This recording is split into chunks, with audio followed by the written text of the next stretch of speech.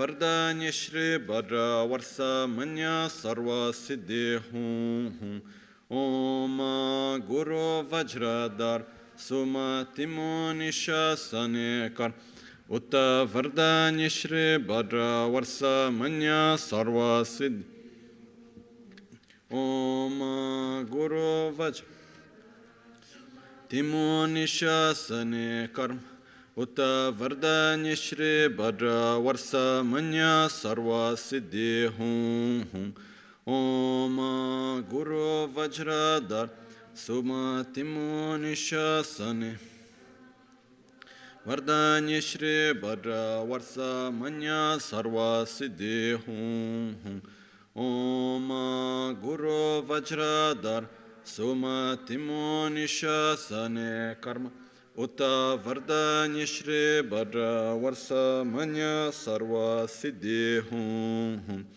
Om Guru Vajradar Suma Timo Nishasane Karma Utta Vardanya Shri Bhadra Varsa Manya Sarva Siddhi Hum Om Guru Vajradara Suma Timo Nishasane Utta Vardanya Shri Bhadra Varsa Manya Sarva Siddhi Hum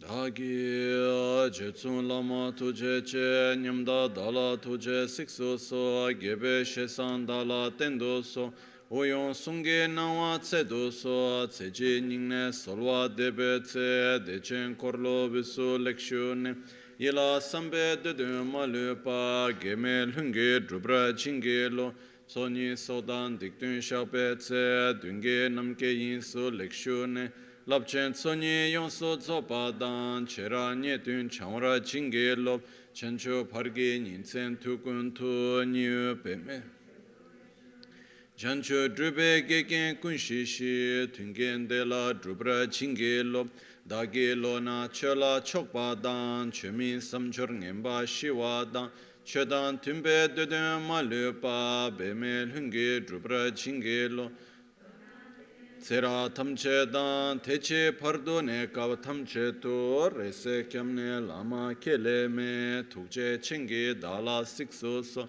Gongyab Drewe Nyamda Dachala Jetsun Lame Tuje Rabgongne Kodan Sungi Nawa Dralme Tu Nyamsunyuwe Kesan Tobrasho Kewa Kunto Yanda Lama Dan Rame Cheki Pela Longchechi Sada Lamge Yunten Rabzone Dorje Changi Kopa Nyur Tobe Shoa Pakyuke Kodan Dagilu Pakyuke Sundan Dagi Pakyuke Tukdan Dagi Tenyerme Chikto Chingi Alo Makyuke Kodan Dagilu Makyuke Sundan Dagi Makyuke Tukdan Dagi Tenyerme Chikto Chingi Alo Om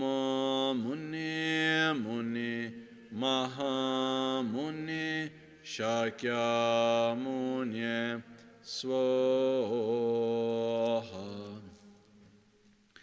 Sashipu Ki Choshi Meto Tamare Rabaling Shi Nide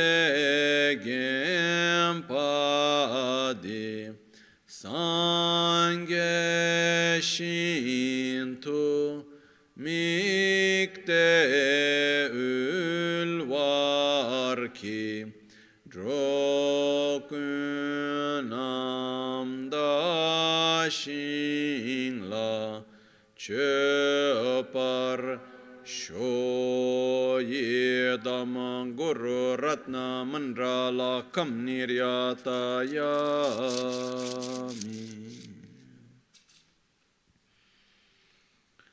Sangye chedan tsoge chonam la chancho pardo dani kyapsu chi dagi jinso gibe sonam ki drola pinchire sangye drupara shu Sangye chedan tsoge chonam la chancho pardo dani kyapsu chi dagi chushe gibe sonam ki Drola pinchira sangye drupara shu Sangye chedan tsogi chonam la Chancho pardo dani kyapsu chi Dagi chushe gibe sonam ki Drola pinchira sangye drupara shu.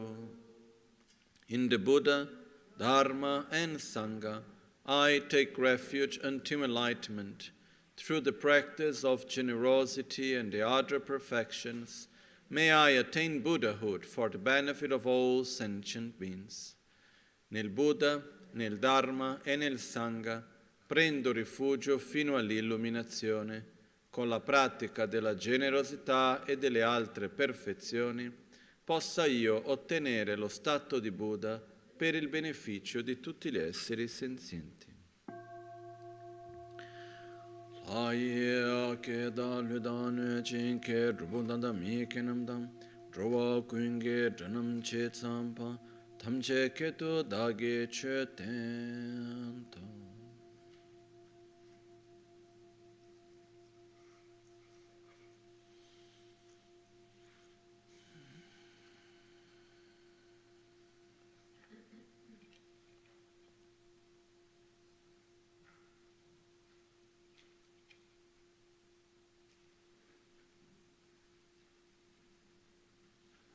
Buongiorno, good morning.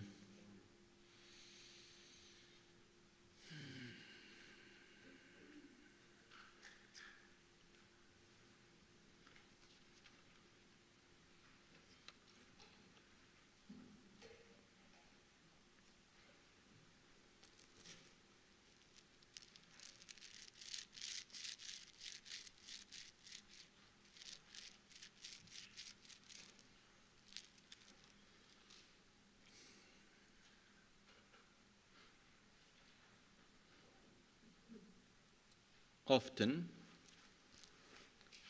we make very good proposals, we have good intentions. But then, we go back home, and then we have one problem here, then there is another problem there, then there is one pleasure here, another pleasure there, then there is one distraction here, another distraction there. And then when we see, time passes. Okay? And we put the intention actually to do something truly. We place the sincere intention to practice Lojong, to train our mind within love, compassion, and wisdom. We want to train ourselves in transforming the adverse circumstances into the path. We truly want to do it in the best way. But sometimes it may happen that we are overwhelmed by our own habits. And then we are just taken by, basically, the little problem here to solve, the other thing there, our own fears, our own anxieties, and this and that, and here and there, These days, the moment we are going through with the pandemic, it's a good example of it in a way. Sincerely, I think we all need to be careful and we need to act consciously. But I have the feeling that it is occupying in the life of many of us much more space than it should in our own mind. Okay? Most of the times, the space is occupied because of fear, because of a feeling of this is not right, this shouldn't be like this, that shouldn't be like that. When we have incoherences, doubts, uncertainties, all this create this feeling of being overwhelmed, and it occupies a lot of our inner space. But in life, very often, when it's not one thing, it's another that will distract us. So it becomes truly important for us to remind ourselves with some frequency of our own path. What are we here for? What do we actually want? And then the daily aspects of life, which may be the decisions that we take regarding our job, our health, the way of relating to our family, or many other things. They are there, we make the decisions, we take them, we look at it, reminding ourselves that there is no such thing as a perfect decision. Anything we do, there will be side effects. We are in samsara. This is part of life. And this is for all sorts of situations, everywhere. I have never seen choices that are completely free of side effects. Never. Even look to the life of Drubon Kanchen Rinpoche. Look to the life of Rinpoche. He made many choices in his life.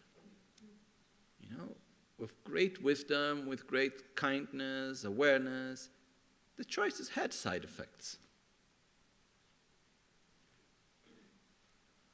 If we look in the relation around and so on, I don't need to go into details now.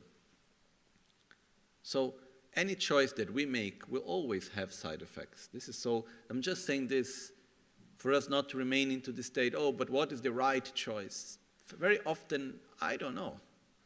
I don't know for one very simple reason. I don't have the wisdom to be able to foresee the future and see all the different causes and conditions present in the present and what will happen in the future. I have no idea.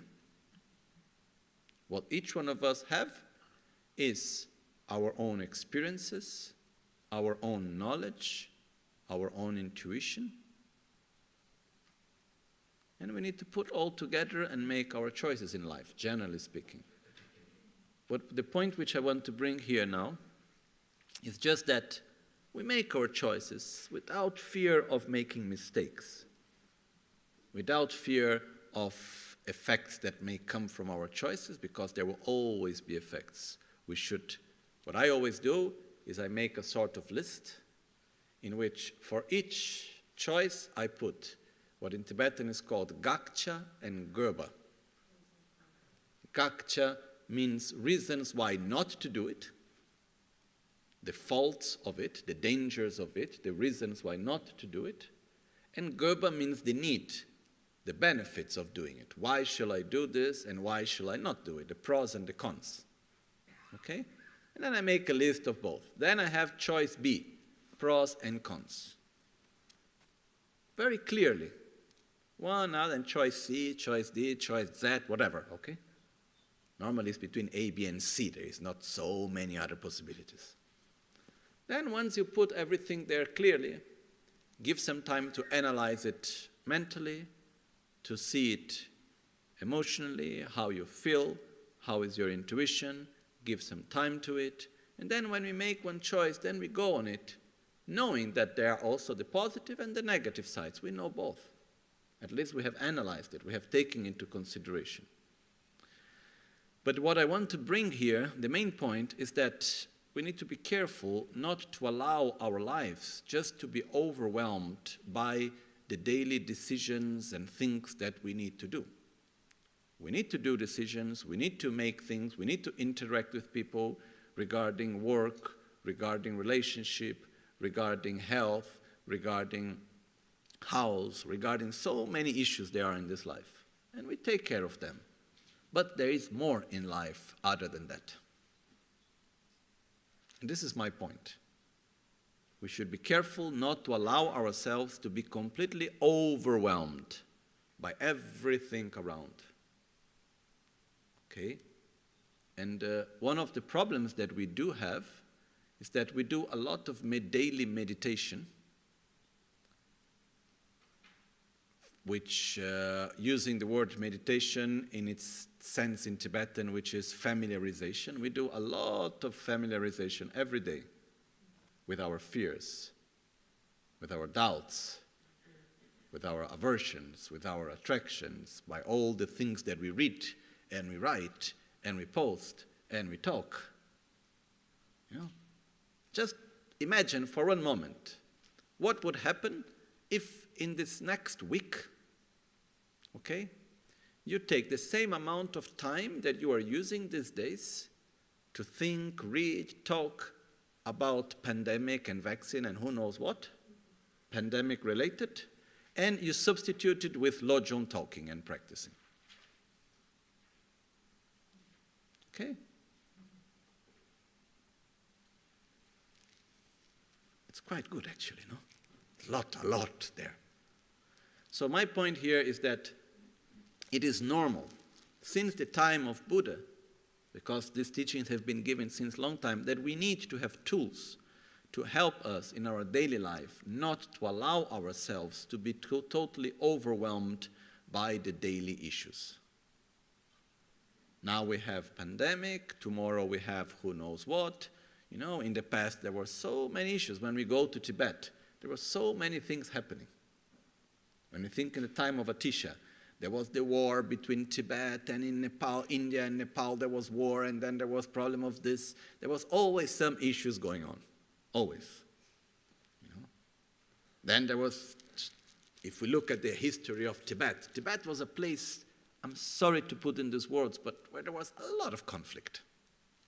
We have a very beautiful, idealized image of Tibet, generally speaking, of Tibet's history and everything else. When we go to read the actual history of Tibet, if anyone is really interested, there is a book called Tibet, A Political History, written by Chekawa. Okay, Chekawa was a minister for the government of the Dalai Lama, of the 13th Dalai Lama. He was one of the most important historians of Tibetan history nowadays. He passed away. Rinpoche was his friend also.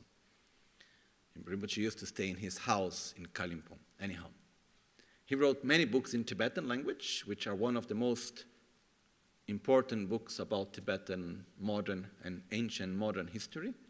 And then there is one book that he wrote in English, which is called Tibet, A Political History. And if we go through it, there are so many conflicts. Just to give one idea, the Munlam Chemo, which is the festival, the prayer festival that was established by Lama Tsongkhapa, for 150 years almost, more or less, could not be made in Lhasa, was prohibited. Because there were conflicts between Nyingma, Kagyu, Gelo, Sakya, all the different traditions and powers and this and that. You know, it was not all the time the most peaceful place where there were no worries and no problems and all of this. What I just want to say with this is that wherever we go, space and time-wise, there are always problems.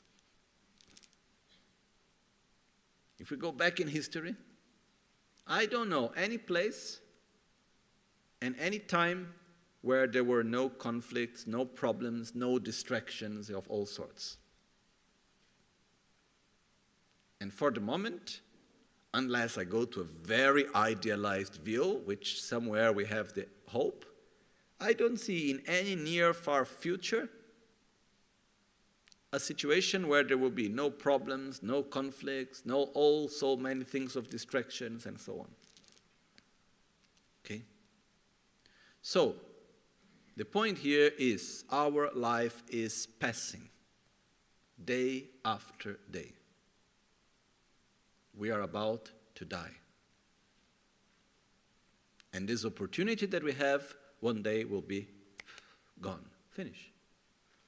So we cannot allow this life to pass without making a good use of it. Okay? And the other aspect, which is speaking it very directly, we shall not allow the day of our death to come without having prepared ourselves to die. Okay? So this brings us to the fourth point of mind training, of Lojong, which is called Shiba Tsechigi Nyamlen Drilne Tempa, the integrated practice in a single lifetime. We need to integrate the practice of Lojong into every moment of our life. Okay? So, page 43, the verse says, Menga ningpo dordupa topnga thakdan jarwar cha, tekchen powe damga ni topnga nying cholam che. In brief, the essence of the instruction, which means the essence of the practice of Lojong, okay, is to train in the 5 powers. The 5 powers themselves are the great vehicles, the Mahayana's precept on the transference of consciousness, which means are the 5 powers itself are the teachings in order to guide us to have a good rebirth, to assure us that we have a good rebirth. Cultivate this path of practice. Now, let's see which are the 5 powers. The 5 powers are to be applied in 2 moments of our life. And actually in 2 aspects, let's say.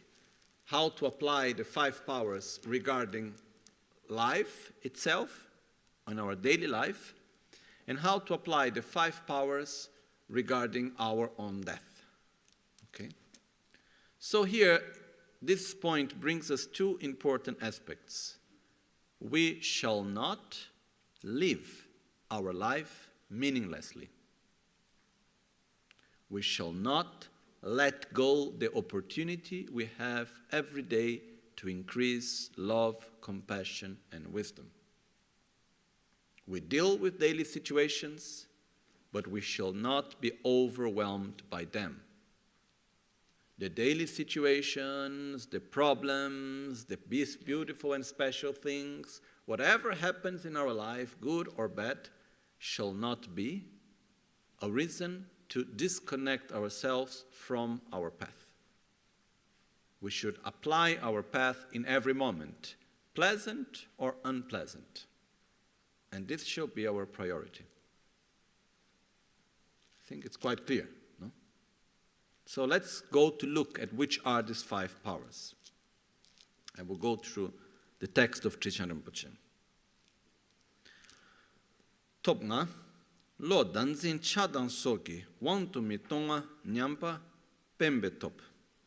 Lojong ki samba da mi telwar cheba, kombe top. Semke mi nyamshin pelwe che, so sakpa karpa sabyon ki top. Ran chinzin ki kyon samne, pongwa sunjin be top. Gecha nam, semke mi nyangshin pelwe gyur, memba melam ki top, da nga nyamle pels. Okay, so let's go through the 5 powers. The 5 powers during lifetime and the 5 powers as a preparation for death are the same. Their meaning is slightly different and their order is different, but the 5 powers are the same, okay? So actually they are not the same. They have the same names, but their meaning is slightly different and their order is different. So let's go first to see those in our life, and which are. The first power is called Pembetop, the power of intention. Okay? Second is the power of familiarization. Third, the power of virtue. The power of the white seed, of the power of virtue. Fourth, we have the power of opposition. Fifth,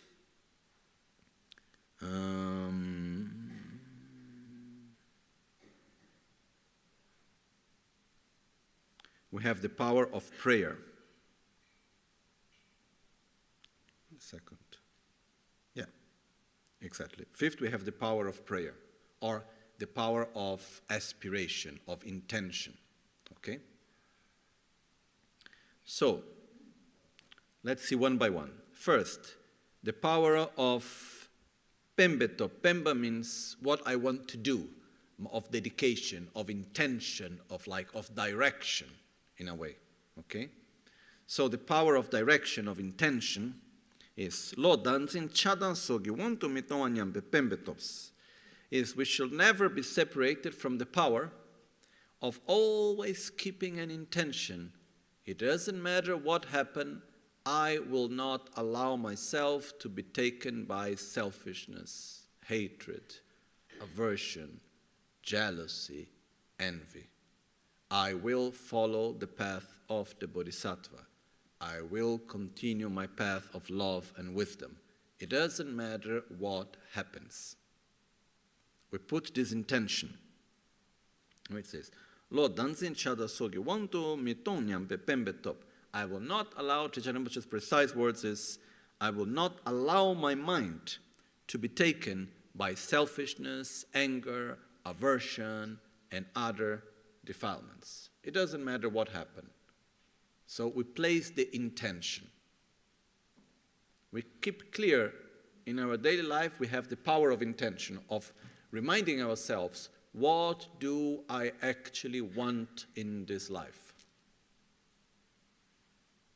I want to be able to experience reality, to experience every situation in a harmonious, peaceful way. I want to be able to overcome my defilements, to develop my qualities, because what I truly, deeply want is to be of benefit for others. So I keep my intention clearly. I remind myself again and again and again and again of my intention. So the first of the 5 powers is reminding ourselves of what do we want, reminding ourselves of what is our intention, what is our objective. Okay? And this is very powerful, actually, because as we remind ourselves of our intention, this will naturally bring us to direct our actions and the way how we relate to situations. Okay? This is the first power. The second, Lojong Sambada Mitalwa Kompetop, is the power of familiarization, sometimes translated as the power of meditation, but I do prefer the word familiarization. The power of familiarization is, I will not separate myself from the practice of Lojong. It doesn't matter in what situation I will be. Pleasant situations, I will practice Lojong, I will practice mind training. Unpleasant situations, I will practice mind training. When I am meditating, when I'm not meditating, so through this, by not separating myself from the practice of Lojong, I will familiarize myself with it until it becomes more and more natural. So the first power is the power of intention, having clear what I want. Second is the fact that I cannot reach what I want just like this. I can do it through the power of familiarization, of repetition, of reminding myself and being there, repeating the process again and again. Okay? So it's a matter of training. It's not a matter of understanding. So it's the power of familiarization in our life. That's a very, very important aspect. Without familiarizing ourselves, we cannot transform, we cannot grow, we cannot develop truly love and wisdom unless we familiarize ourselves with that state. Okay? So the power of familiarization, it's applied during meditation sessions and in between meditation sessions. We have talked a lot about this. But what allows me to walk on the path is intention, and second, familiarization. Power of intention, power of familiarization. Third power is called the power of virtue, or karpa sabungitop, the power of the white seed is called, which we can call the power of positive merit, or the power of virtue, the power of creating positive causes. In order to be able to sustain our bodhichitta, in order to be able to keep and to sustain the state of love and wisdom, the relative and absolute bodhichitta, we accumulate merits. That's the third power. And if we go to the Bodhisattva Charyavatara, no, from Shantideva, there is one chapter, the very beginning of the text, it goes, first, how to develop love, compassion, bodhicitta. And then it goes afterwards, once having developed it, how to keep it. Because have each one of us ever felt a sensation of love towards others? Did we ever feel a good feeling of satisfaction and peace? Did we ever have really good feelings and intentions? Yes. When we developed such a beautiful state of love and kindness and joy, does it stay long, or after some time it fades away? It fades. So what it's explained is that in order to be able to keep and sustain a state of an inner experience of love, kindness, stability, joy, and so on, we need a lot of positive energy. We need a lot of so-called merits. We need a lot of positive karma in order to be able to sustain this state. Okay? So, we have intention, clear, we familiarize ourselves, and then we do positive actions with the awareness in order to sustain our positive state of mind. So we practice generosity, we make offerings, we keep correctly our commitments, we help others, which is part of the generosity. We do all sorts of actions in order to generate this positive energy that will sustain our practice and will sustain our path. So in order for us to be able to keep alive and to sustain the relative and absolute bodhicitta, we accumulate merits consciously. So we do the practice of accumulation of merit, of generating positive energy, with the intention to keep and to sustain our bodhicitta. Okay? That's the fourth power, right? We have intention, familiarization. Then we have virtue, the third one, we are here. Third one is the power of, it's called Karpa Sabungetop, the power of the white seeds, the power of creating positive causes, of generating merit. Okay? The fourth power to apply is called the power of opposition. The power of opposition is to remind ourselves again and again of the faults of selfishness, of the harm of selfishness and ignorance. If we remind ourselves again and again, oh, through selfishness, I will suffer more and more. The more I am selfish, the more fragile my own suffering, my own happiness becomes.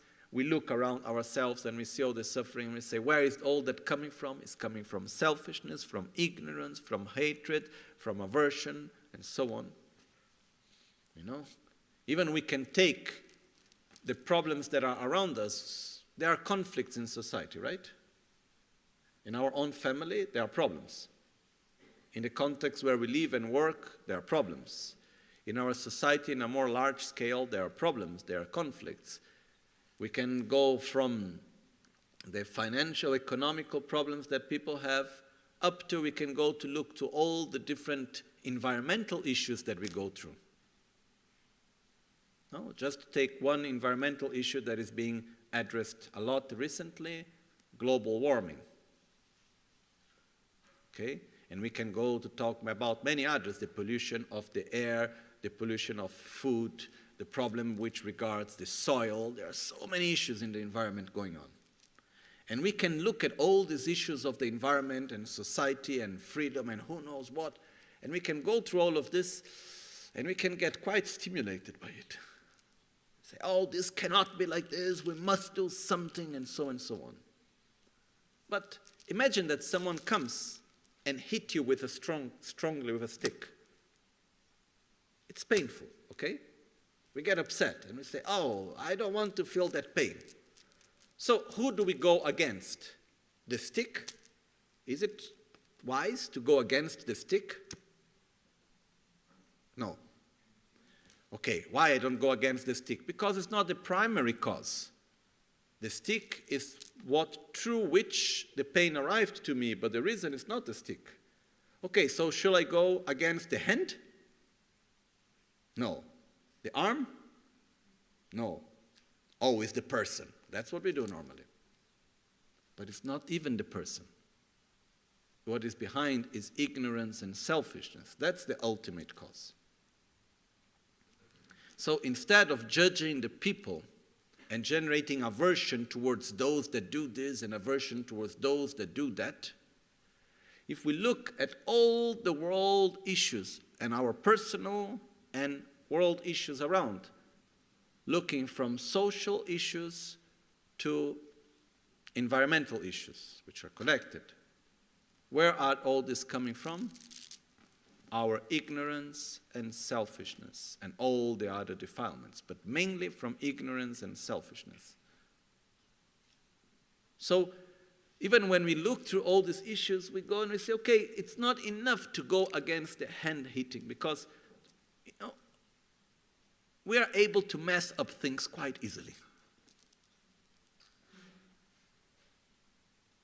And we solve one problem here. It's like when I look at environmental issues, sometimes I look and I say, okay, something is not okay. Because we say, okay, we are polluting the environment, so we need to find ways to generate energy and to produce things that are not polluting the environment, that are sustainable and so on. That's wonderful. That's really wonderful. But I don't see very often that we are addressing the cause behind, which is our unlimited attachment, unlimited desire, of always needing more and more and more and more, this idea of infinite growth, of unlimited consumption. So we will do one thing, and after some point we will find that we have another problem because we found one solution that creates other side effects, and like this we go on and on and on.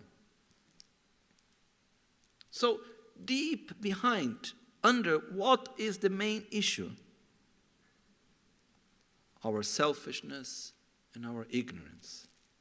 So the power of opposition is to remind oneself and to see how selfishness is generating suffering in every context. We look at the situation of environment, we look at any social, political situation, and instead of pointing our fingers towards the politician, instead of pointing our fingers towards this or that person, which is like pointing the finger towards the wood stick that bit our arm. We should point our fingers to what is truly behind it, what is actually generating all the difficulties and conflicts and so on, which is selfishness and ignorance. And then we say, look, what can I do in order to make this world to have less selfishness and less ignorance? If I'm not able even to change the person nearby me, first I need to do it myself.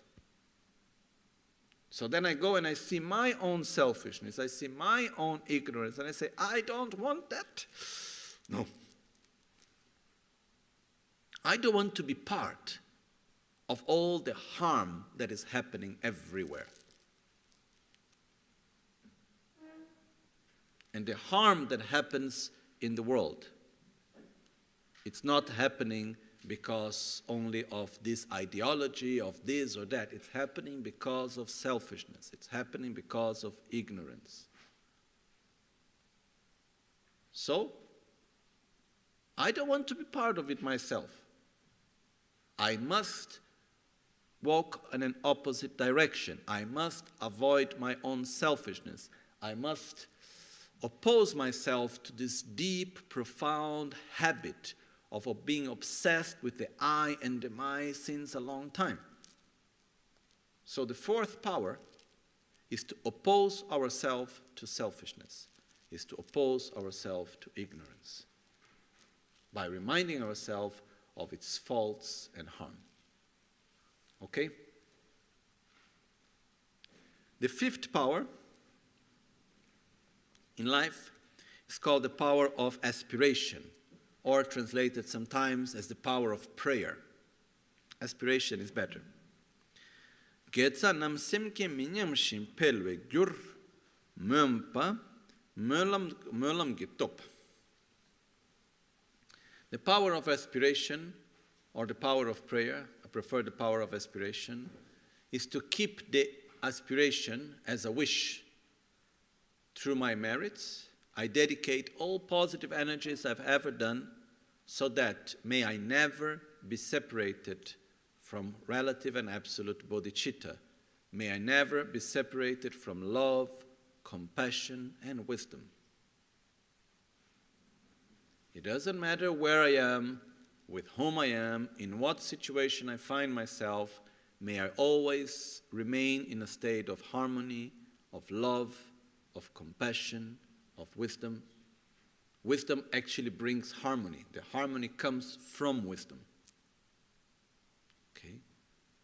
By understanding the interdependence and perceiving and experiencing the interdependence in which we live, by seeing that reality doesn't exist as objective as it appears to be. So through interdependence, we generate harmony together with love. So we say, it doesn't matter what happens, may I never be separated from relative and absolute bodhicitta. May I always be on the path to enlightenment, and may I always be able to help others. It doesn't matter where I am, what happens. So we create virtuous aspirations. We direct our desire, our wish. We make positive aspirations. So the 5 powers that we need to apply every day in our life is, as we wake up in the morning and as we go to sleep, we should try to do what we do with these 5 powers. So again, the power of intention. What do I want? Do I want a perfect world, idealized perfect world to become true? Or do I want truly to generate a state of harmony and peace and love and wisdom in order to relate myself in a virtuous and peaceful and joyful way to whatever comes? Okay? So power of intention. Second, power of familiarization. It doesn't matter where I am, what I do, I will train myself in love, compassion, and wisdom. Pleasant moments and unpleasant moments, in meditation or without being in meditation, I will always have the awareness of training myself with love, compassion, and wisdom. I will put into practice the Lojong training, which I have been learning and doing. Third power, the power of the virtuous causes, the power of the white seed. The power of the white seed is, with awareness, I will generate positive actions in order to sustain my path, in order to sustain my inner state of love and wisdom, to sustain my own bodhicitta. Fourth power, the power of opposition. I will remind myself again and again of the faults of selfishness and ignorance, of the harm of selfishness and ignorance. Fifth, power of aspiration. I will generate again and again my own desires, my own wishes. What do I want? I want never to be separated from compassion, from love, from bodhicitta. I never want to be separated from wisdom. May I always be in the path to enlightenment. May I reach the state of enlightenment for the benefit of each and every sentient being. May I be able to help everyone. So, for instance, we can make this aspiration in which we say to ourselves, may I never be separated from a state of love, compassion, and wisdom. May I always be able to increase generosity, morality, patience, joyful effort, concentration, wisdom. And may every being that I may encounter, May everyone that sees me, listens to me, touch me, or think of me, or enter in contact with me in any way, may that encounter be of benefit for them. May every interaction of my life be a positive interdependence for the life and existence of each and every sentient being with whom I enter into contact.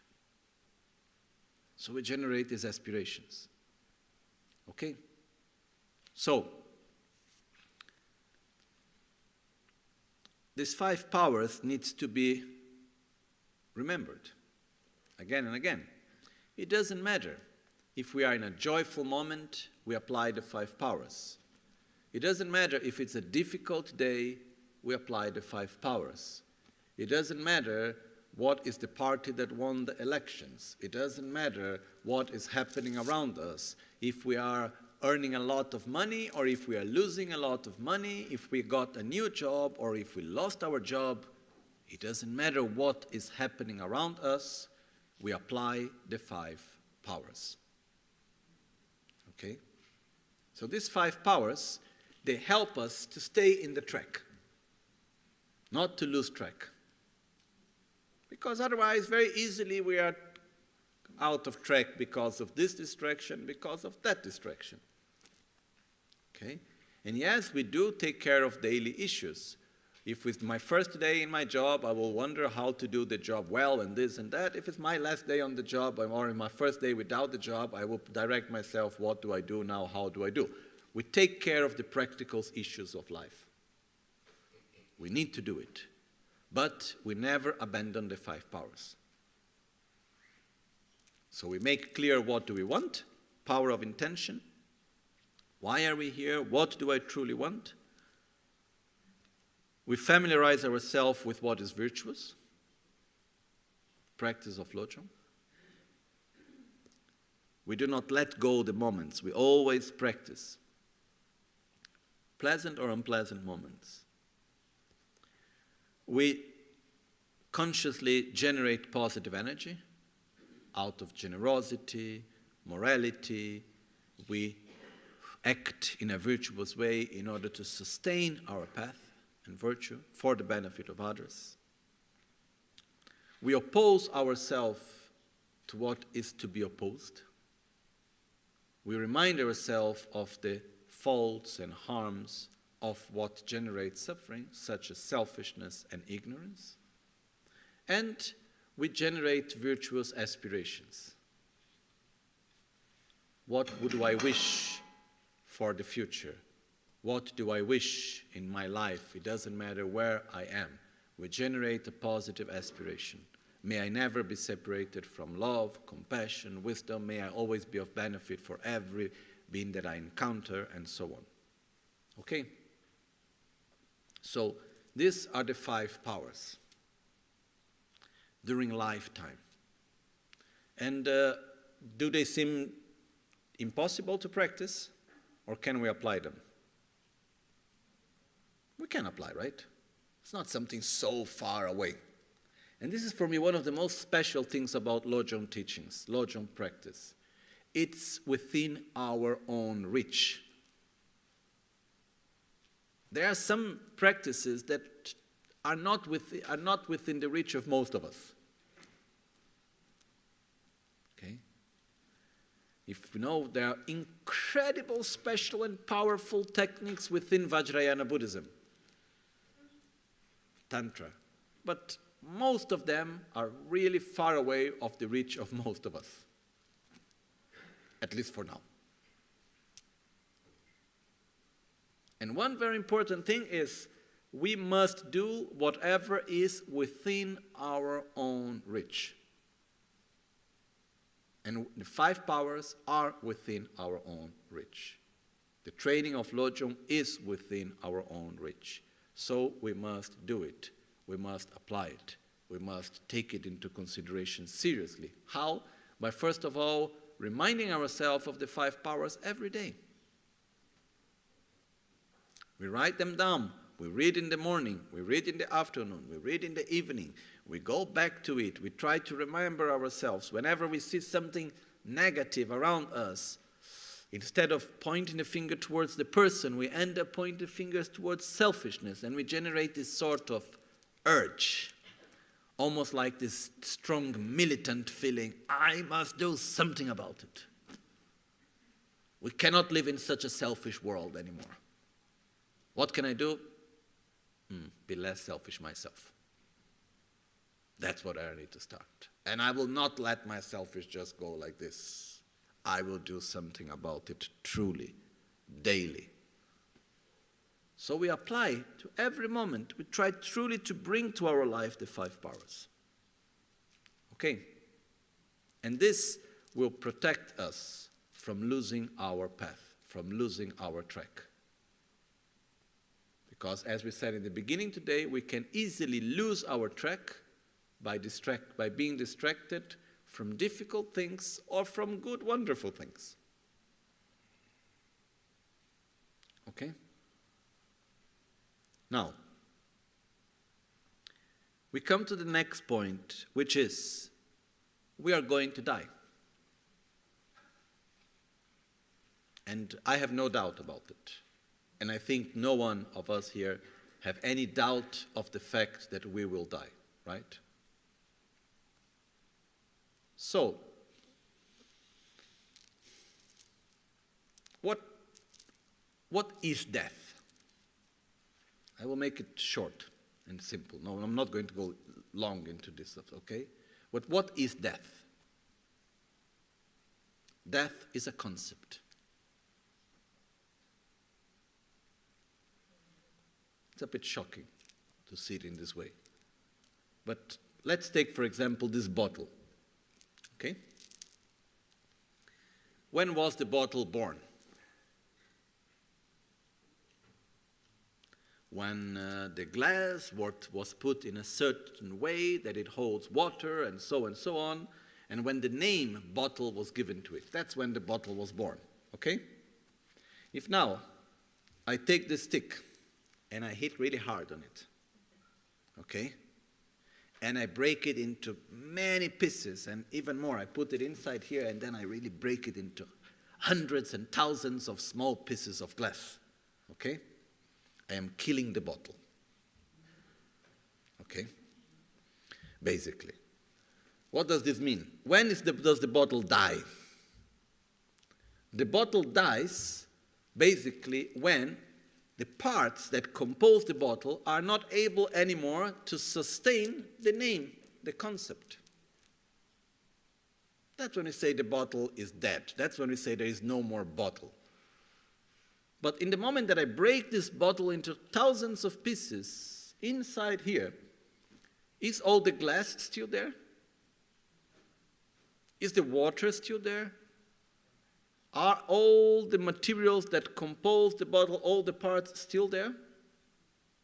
Yes. But because they are not anymore with the same characteristics as before, they cannot hold that name. But there is continuity. So when I say the bottle have died, I am not saying that there is nothing more left. I'm saying that it is transformed into something else. And that concept, that identity of bottle cannot be sustained anymore. As long as a concept, as long as an identity can be sustained by the parts, it is alive. It is there. It ceases to be there, it dies, when the parts are not able anymore to sustain the name that is given to it.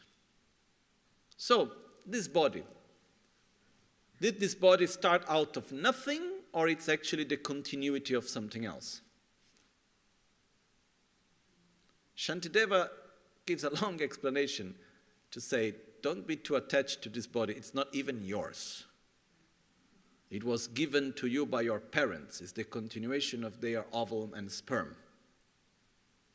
So actually what happened is that it's part of their bodies that were put together, that were nourished, and then slowly we develop this identity, this is my.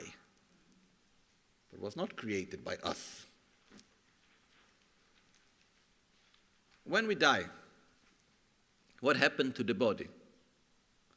The body ends up completely or transforms into something else? Transforms.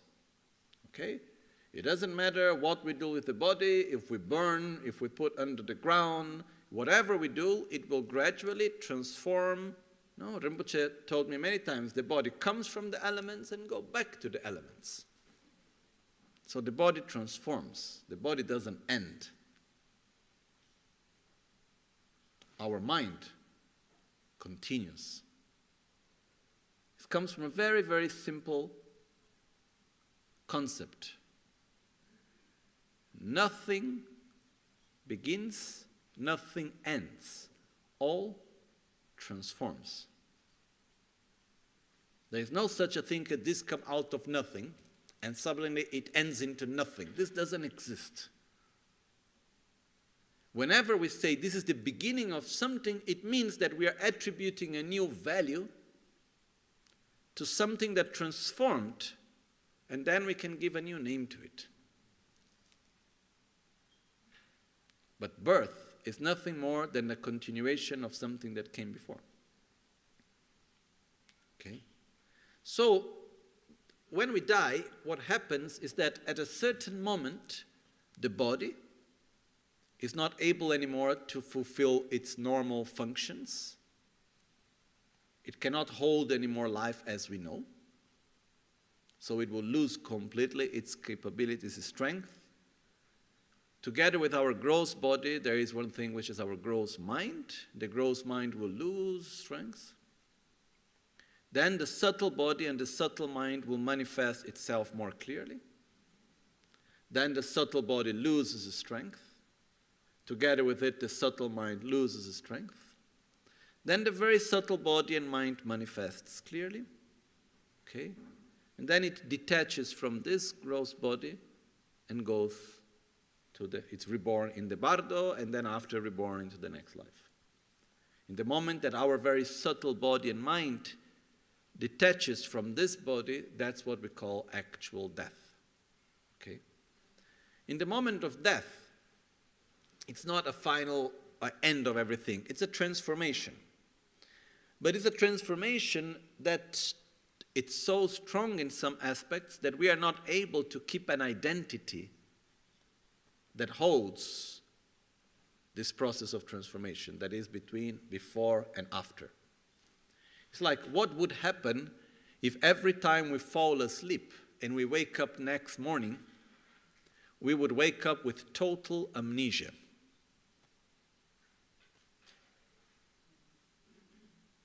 Would it be like a new life? We have no name. We know no one. We don't remember anything that we did. Would it be like a new life? Okay.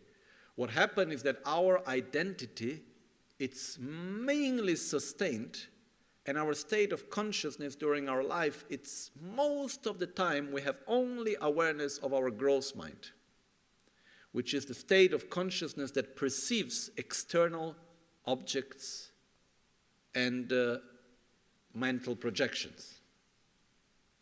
Okay? Very, very difficultly we are able to be in a more subtle state of consciousness with awareness. It's possible, but that's not what we do. Okay? In the moment of death, the gross mind dissolves completely. It's absorbed by the subtle mind. And so we lose consciousness, we lose identity. Then when we are reborn, a gross mind manifests again and we generate a new identity. I am, there we are, small baby. Okay, and we start having feeling and connecting to things and we feel I am. Okay? But there is continuity from one life to the other. What happens is that we cannot understand, we cannot feel this continuity. We don't remember what came before because mainly, our gross mind ceases to exist. It's absorbed into the subtle and then into the very subtle mind.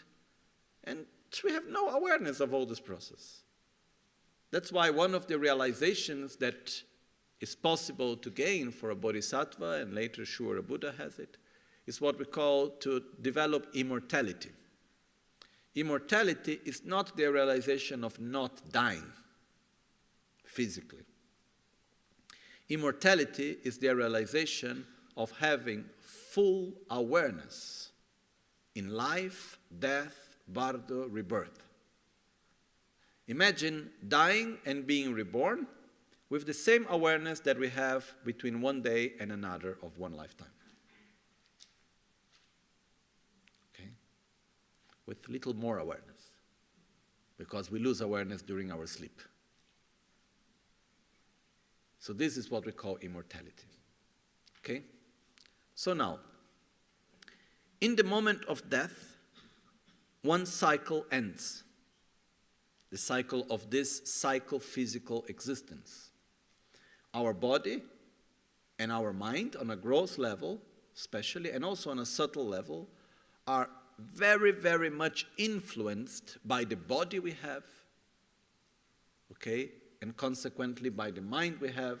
We have talked a lot about this. We are influenced by genetics, we are influenced by the body, by this context in which we grow socially, culturally, the information we receive, and so on.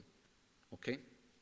So, we are very much influenced by in which context we are and how we are. So now, in the moment that we die, our gross mind is absorbed by the subtle mind. And as this happens, the last thought of the gross mind directs the subtle mind.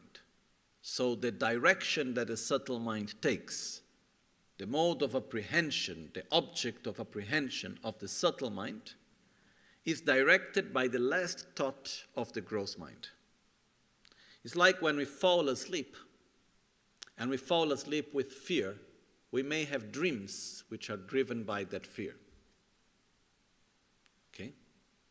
So, or joy, whatever. So, when we die, the gross mind dissolves into the subtle, and the last thought of the gross mind directs the subtle mind. The last state of mind of the subtle mind directs the very subtle mind. Okay? So now, in the moment of death, one cycle ends, which in the 12 links of interdependence, we called it name and form, which is a physical mental state. Okay? So we have this physical mental state, which is this life, as we know. At one moment, it ends, this cycle. When one cycle ends, we enter into what is called bardo. Bardo, which is the moment in between. Bardo means in between. It's actually a very special moment because it's a moment in which we open ourselves to countless opportunities. Okay? I finish one job. Now what I do? I can make so many things. I can have a very simple life and not work anymore. I can maybe instead go to work on one, farmhouse. I can go to study something new. I can just be together with my family and try to support them. I can dedicate myself to become a meditator and go to live in one monastery in the middle of who knows where. No, there are countless possibilities. But whenever we start a new possibility, the only way to reopen ourselves again to countless possibilities is by concluding that one. Okay? So, in the moment that we die, we open ourselves to countless possibilities of rebirth.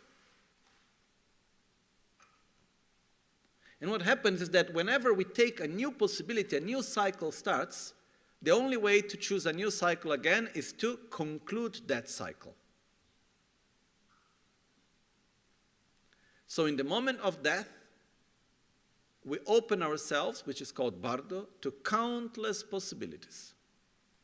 How many different ways can I be reborn? In how many different places can I be reborn? Okay. Just think about human beings, about this planet. How many possibilities are there?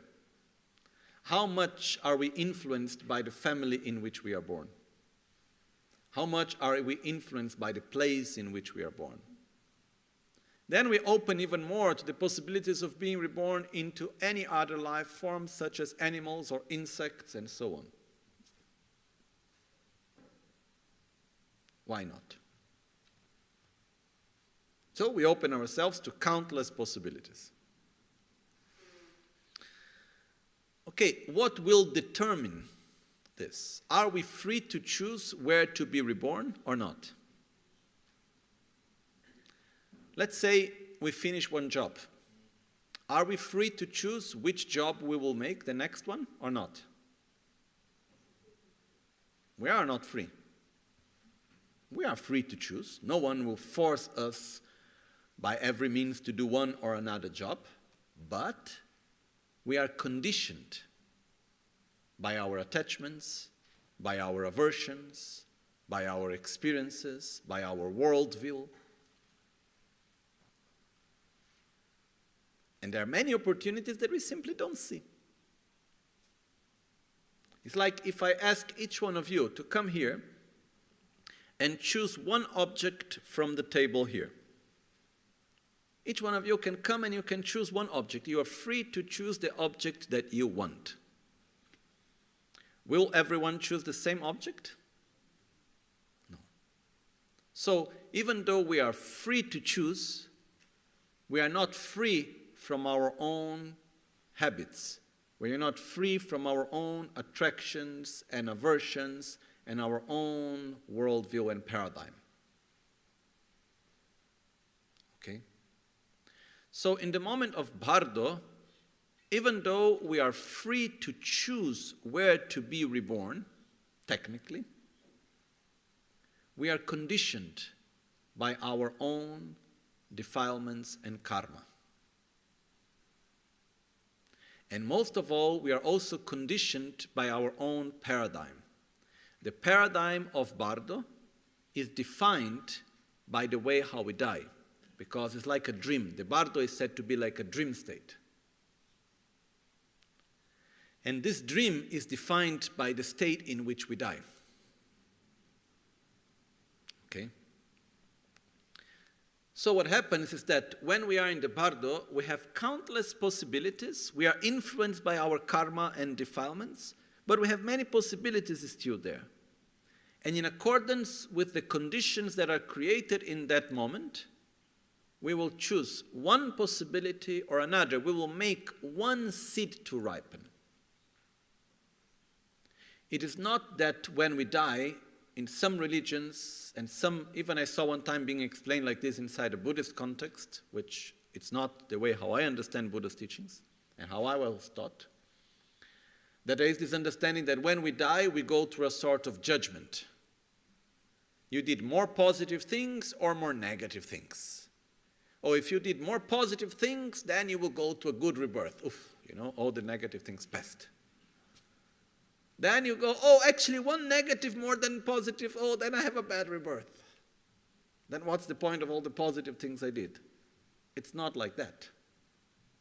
When we are in the Bardo, we carry with us the karmic force, the seeds of all our actions. We carry all of that with us just as we carry now. And in accordance with the conditions that we create and we experience, we will choose one of these seeds to ripen that will manifest in a cycle, physical state, reality, which is called rebirth. And we will continue to carry with us all the karmic force of our so-called positive and negative actions. Okay? So it's not like, oh, I did many positive things in this life, so I'm sure that I will have a good rebirth. That's not necessarily happening. I can live in a very good way, but if in the moment of my death I create a negative condition through which I access a negative seed, Let's say I make the wrong choice because I am overwhelmed by anger. Then I need to experience that reality until it ends and I can make a choice again. So the way how we live, the karma that we generate, the familiarities that we generate in our mind are incredibly important. But the way how we die, which is the state of mind in which we die, it's the main condition that will determine the way how we are reborn. Our mental state in the moment of death is the main condition that will determine the bardo in which we will be reborn, which is the main condition that will determine the way in which we will be physically reborn. Okay? All of this to come to the point that we are going to die, and there is no doubt of that. What can we do now? We can train ourselves to die with a peaceful mind, to die in a virtuous state. And it's not something, good to do. It's fundamentally important. Because what is in stake is not small. What is in stake is a whole lifetime. No? Imagine this life. You finish a relationship. Then you need to choose a person with whom you will share every moment of this life for your next 30 years. Okay, is it an important choice? I need to do it with correct awareness. What happens if I am completely overwhelmed that moment by anger or by jealousy or by fear? I will do the choice influenced by that. Okay? But once the choice is made, then I can only go back to make a new choice once that cycle is finished. So when we are reborn, we go back to that opportunity of, in brackets, choosing our rebirth when we die again. Right now we have wonderful conditions. So what to do, at least to make sure we are reborn with similar conditions, which is not taken for granted. Okay? So, what if we could have an insurance of a good rebirth? Would we take it? No? If there was something that would say, okay, here you are, this is the insurance of a good rebirth. Oh yes, I would pay a good part of my money, I would put a lot of my energy on this insurance of a good rebirth. Okay, the insurance of a good rebirth is called the 5 powers. So the 5 powers in relation to death is the insurance of a good rebirth. If we prepare ourselves well enough by practicing correctly the 5 powers, it is taught that through that there is a certainty of a good rebirth. There is no doubt from that. As it says here, the 5 powers themselves are the Mahayana, the great vehicle's precept on the transference of consciousness. Transference of consciousness, powa in Tibetan. Po means to transfer, which means to go higher. It means to have a better rebirth. That's what is the meaning here. So, when we look to it in this way, we have few aspects here. First, we will die. Second, there is no problem dying. Dying is not a problem. The problem is dying not well and creating the condition for a negative rebirth. And then we need to go through that whole experience. And what's the real problem of going through a bad rebirth? Because if we are not yet at the point that we know how to act virtually in a negative, difficult situation. So if we are reborn in a very negative condition, Most probably, we will reinforce our negative habits and go through a lot of suffering, and then we will die again negatively, and then we go into a very difficult cycle to come out. It's a very vicious cycle. Just look at places where there is a lot of suffering, there is also a lot of violence together. People continue to experience suffering and act in violent and negative ways. It's a very difficult cycle to get out of. It's possible, but it takes time. It's difficult. So we shall not allow that to happen. And we do have the means to do that. Okay? There are different methods.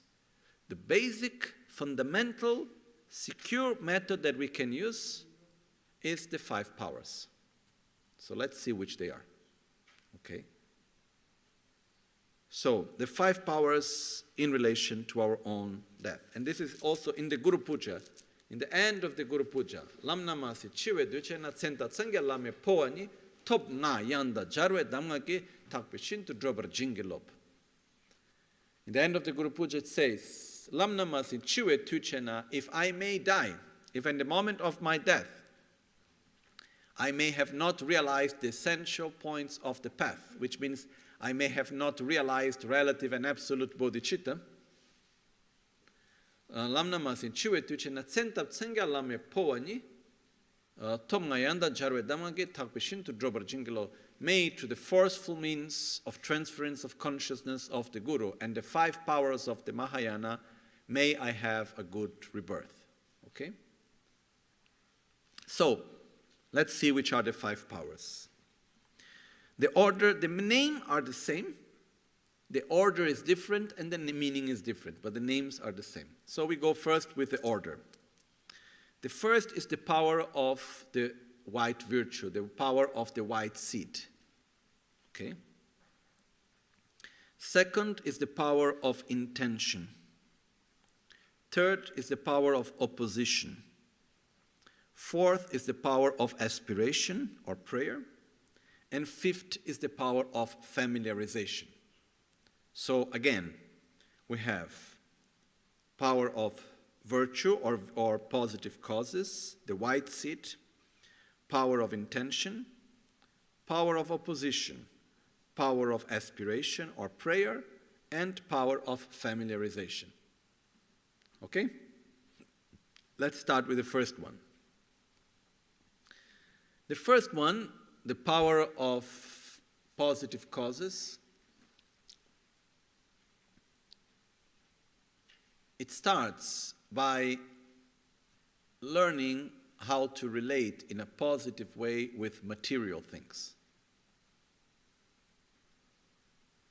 The first power that we need to develop in order to die well, the first way of preparing ourselves for our own death, is relating to everything that we own, everything, all the material things, not as a goal, but as a mean.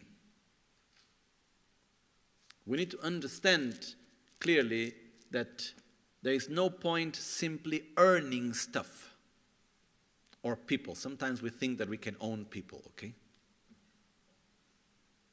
In a way or another, yes, we say, my husband, my wife, my children, my this, my that.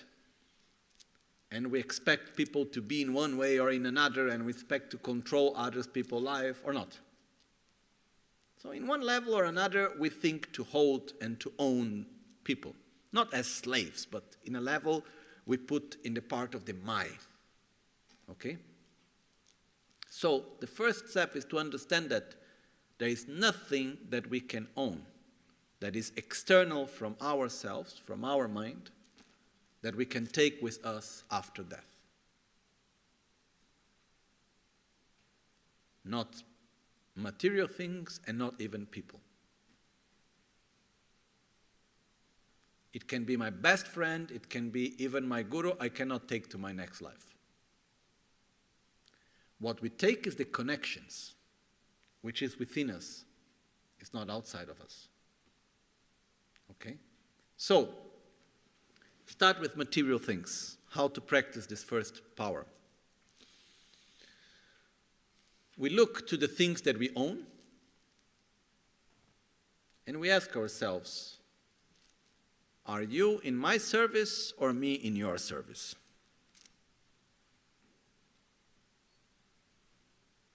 Do you have a function for me or not? Okay? We need to see that objects that we own should have a function to ourselves. When we own something that the only function that it has is to be owned, then it has no point owning that anymore. Okay? So starting from a very basic exercise, go home, open a drawer, open a wardrobe, look at some part of your house, look at some things that you have, look at each one of the things and start asking to each one of them, am I in your service or you in my service? What is the function that you have for me? And when we get to something that we see there is no function whatsoever, some things, some objects have the function to remind us of something. That's a function. To help us to remember someone. That's a function. Okay? But when we look at something and the only function that this object can have is to be owned by us, then 3 possibilities to apply. Or we give, or we sell, or we throw, or 4th possibility, which is like a way of finding a way through, is we find a function for it. Okay? Which is, the first 3 is a way of recycle, the 4th is upcycle. Okay? Now, normally upcycling means to find a new function for something instead of destroying and making something new out of it, no? That's the difference between recycle and upcycle. Anyhow. So what happened is that, like, I have a pallet, I will recycle it by transforming the wood and making new raw material. I will upcycle it by making a table, by making a bed out of the pallet. That's the concept, okay? So when we are in front of things that we own in our life, we look at things, practical level, and we see, okay, if I see no function in it, or I apply a new function, or I throw it away, or I give it away, or I sell it, but I don't keep it in my life, because it's consuming a space which I don't need. Okay, and if I throw it in a conscious way, not making a problem to someone else. Okay? Then, we start looking at all the material things that we have, and we see they are just energy that needs to be directed in a way or in another. I do not depend on this. I do not project my happiness into the material things that I own. And even more, the ones that I don't own that I would like to own. I understand that all the things that are around me, material things, are just tools. So I start making questions whenever I want something. I ask myself, is it something that I need, or is it something that I only want? Am I trying just to fill an empty space of insatisfaction with a new object? Or does it have a particular function that is actually useful for me? Okay? So before buying, before getting something, we ask ourselves, do I need it or do I simply want it? And gradually we go beyond the want and we just do what we need, which means the things that I own, they have a function, there is a use for them. It's not a matter of depending on them. Okay?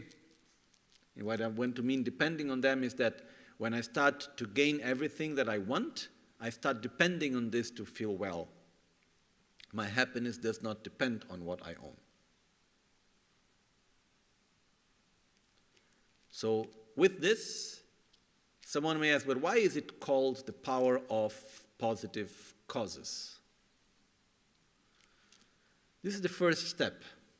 we relate in a more healthy way with all the material things we have, without projecting our identity into it, without depending on it.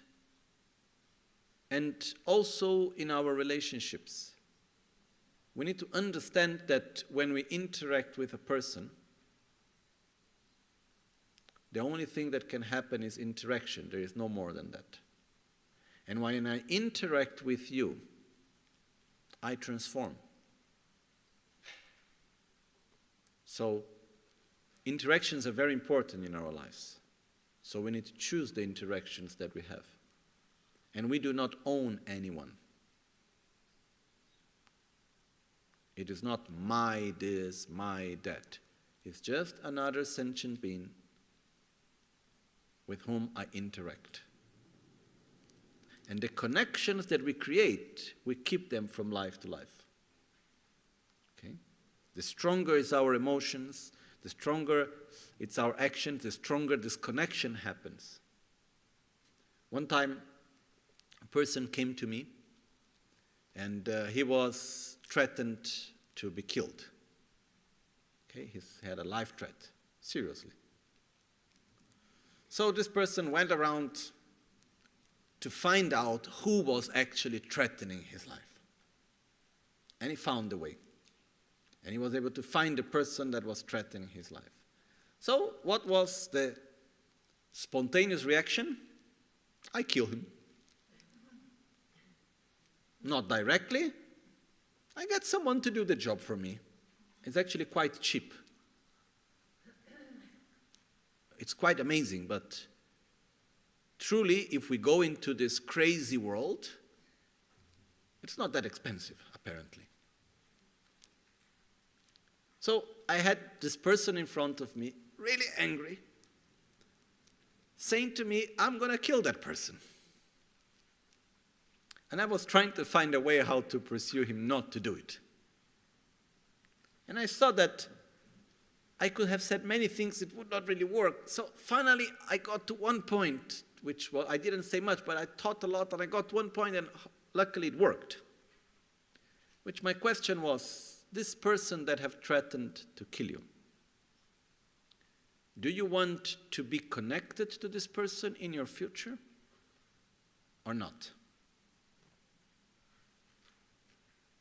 Because the connection between two sentient beings, between two people, they are made and they are strengthened both by attraction and by aversion.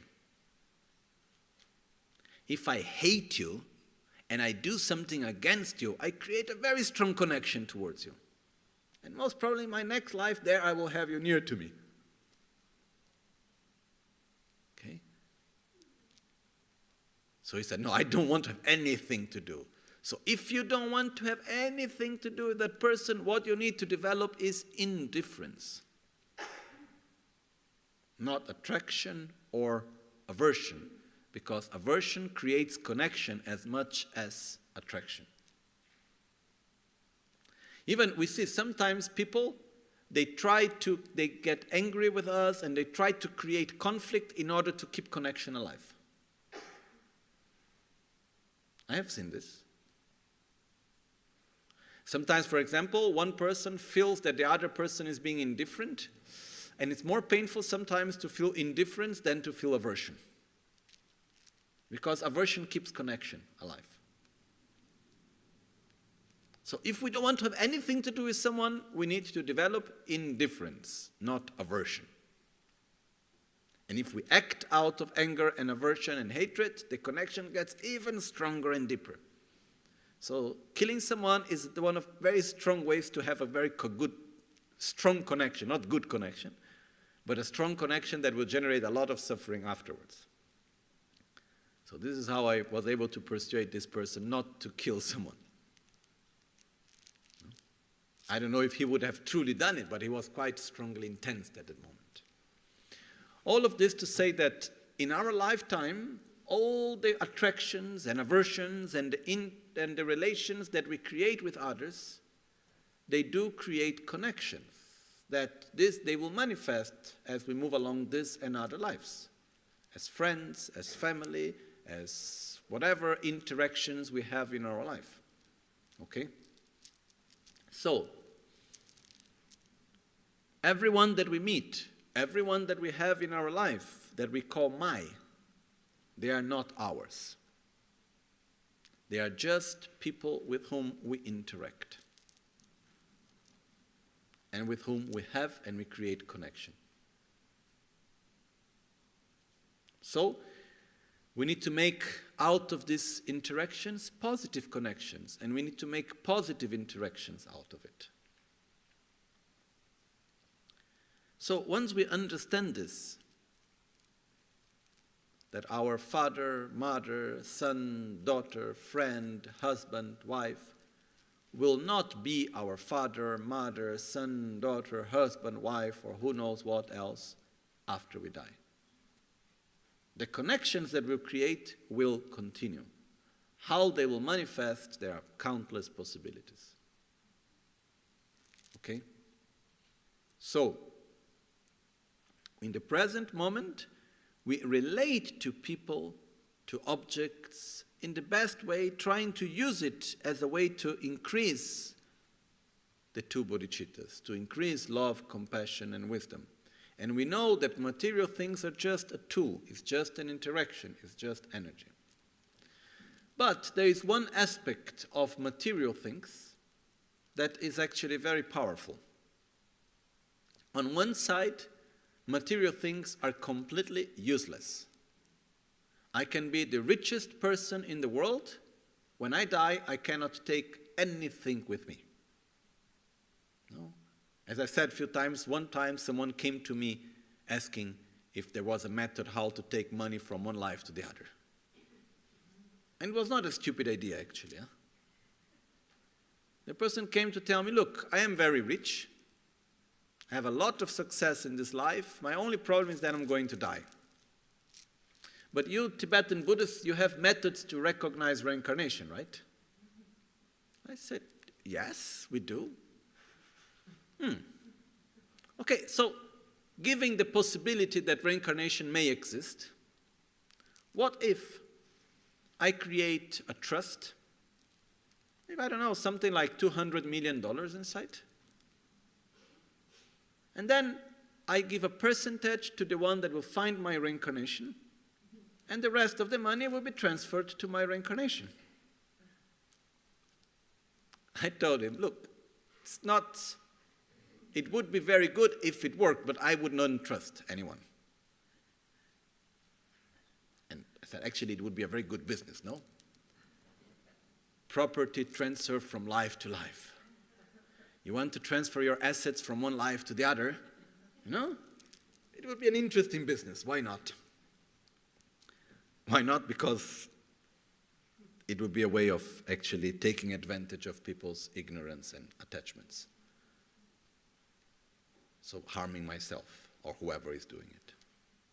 So the point is that when we die, we cannot take anything with us. Not even one small thing. Yet, the material things that we create, that we generate, that we own, and we interact in our life, they continue, right? We die, the house continues there, the money continues, material things continue after we die.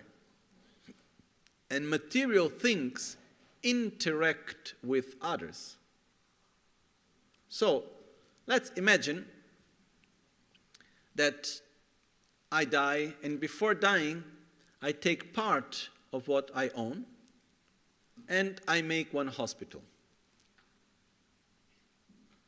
And after I die, many people are cured in this hospital. The fact that they are being cured in that hospital, is it a result of something that I have done or not?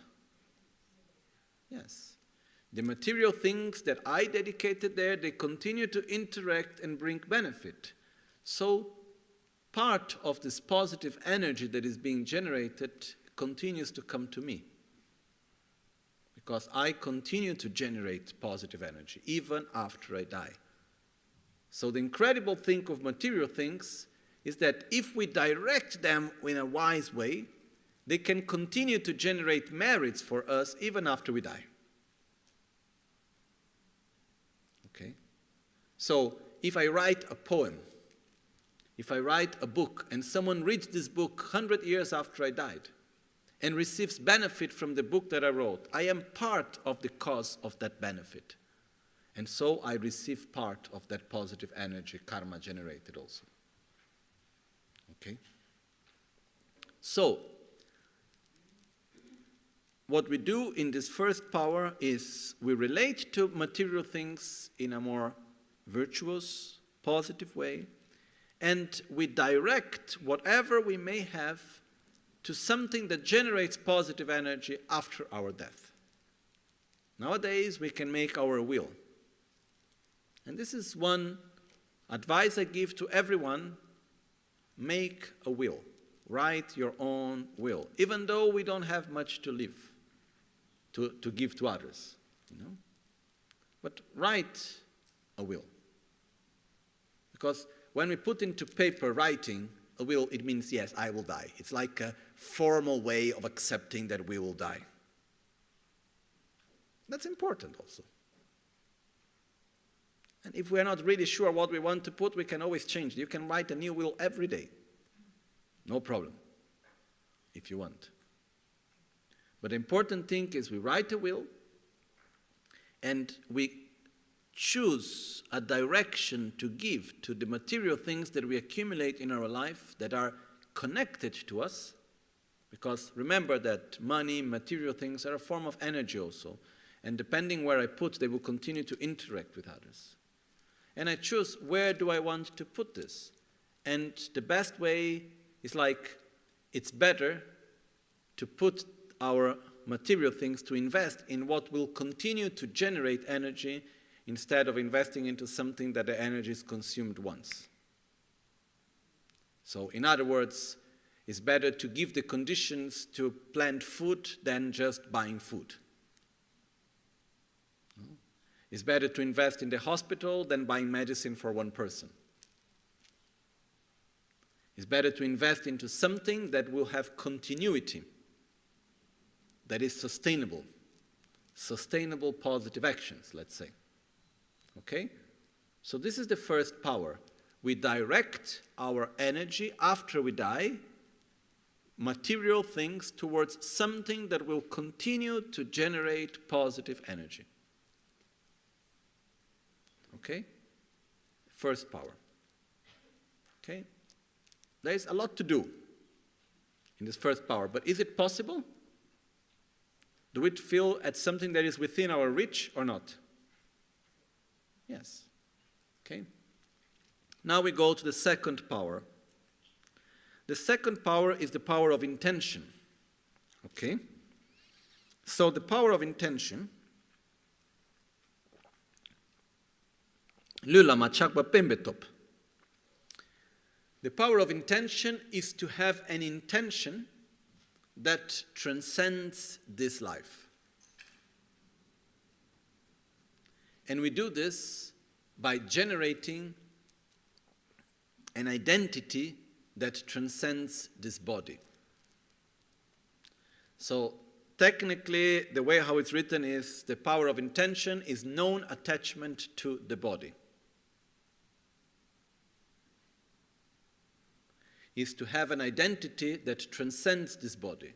Yes, I have this body, but I am not this body.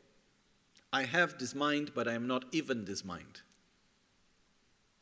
Because when I die, this mind as I know it will fade away, because this mind as I know it is filled up with so many things of this life, of my gross mind.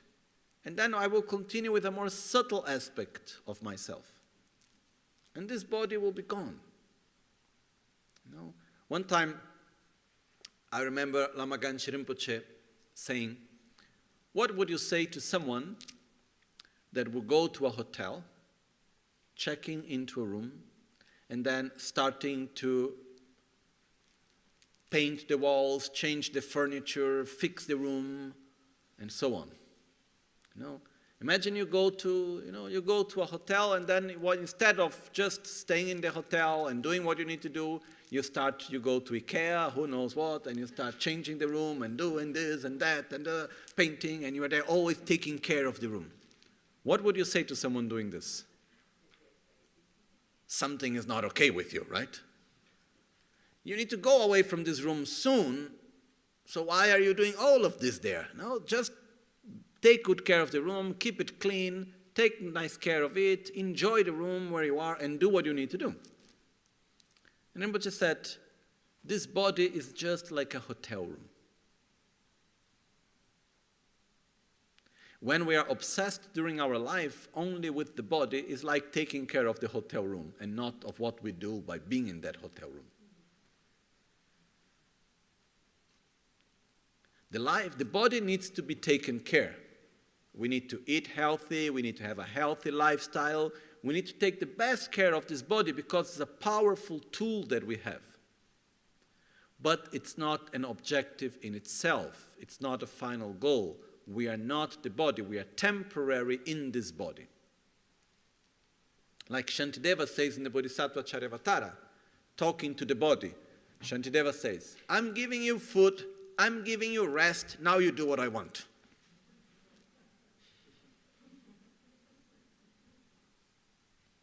Do not complain. You know, I'm taking you to the doctor, I'm giving you medicine, I'm giving you rest, I'm giving you food, I'm paying all your salary, I'm doing everything which is I need to do to you. Now you do what I want, which is sit to meditate, do positive actions, help me to develop myself on the path and to be of benefit for others. Because one day will come when we do checkout, we make a small trip going to the next hotel, and then we do check-in again. And the important thing is not in what room we are. And most of all, the important thing is not in which room we were. If I was in a 5-star hotel or if I was in a non-star hotel. The important thing is when I check out, how do I check out compared to how I checked in? Let's say we are traveling together, we reach a place, you go to one hotel, I go to the other. After some time, we check out both. The important thing is not how nice was our hotel.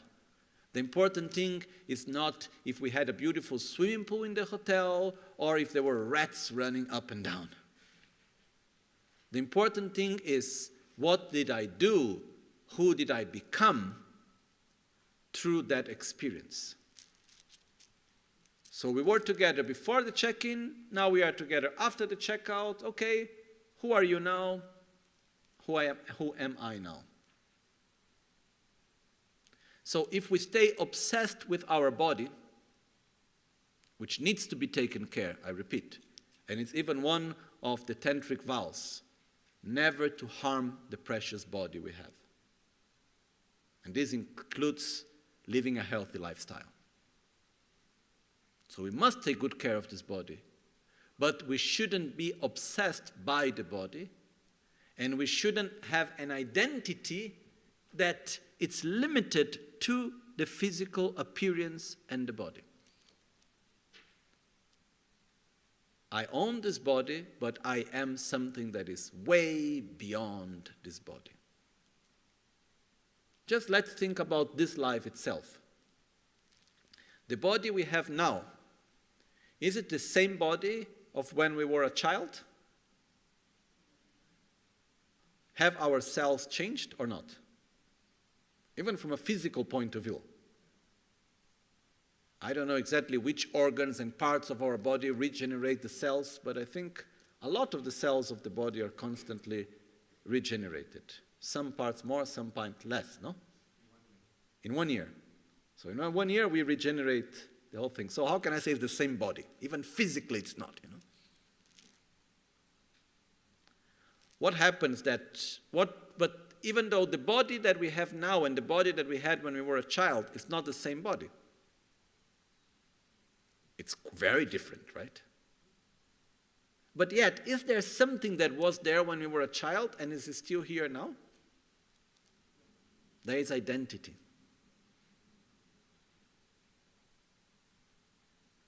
There is the self that continues and is shaped and transformed by every experience that we go through. One day, this body will degenerate if we have the possibility to get old. One day, this body will cease to function and we will die. But what will truly matter is not that the body degenerated and could not anymore hold its functions. And we died. What truly matters is who we are in the moment of death compared to who we were in the moment of birth. The minimum that we need to do in this life is to die a better person than the one that was born. Which is not that obvious. So one of the important points, the second power to assure a good rebirth is no attachment to the body. We take good care of the body, but we exist beyond the body. We are not the body, and we are not even this mind. We are a much more subtle state of body and mind, which continues from life to life. So, how do we do this? There is a very simple exercise, which I think can be useful. I did it myself many times. We start to describe ourselves, okay? So, making it somehow simple, imagine the following. That you need to write a letter in which you describe yourself. And in this letter of description of yourself is a sort of letter of introduction, is a letter that anyone who reads this letter should be able to identify us in the middle of many other people. Okay? So anyone who gets this letter should be able to identify myself in the middle of thousands of other people. So we start writing our letter of self-identification. But there are a few rules that we need to respect as we write the letter. First rule, we cannot say our name. Second rule, we cannot talk about our body. We cannot say, I am a man, I am a woman, I am this, I am that, I am tall, I am short, I am like this, I am like that, I am fat, I have eyes like this, hair like that. We cannot talk about the body.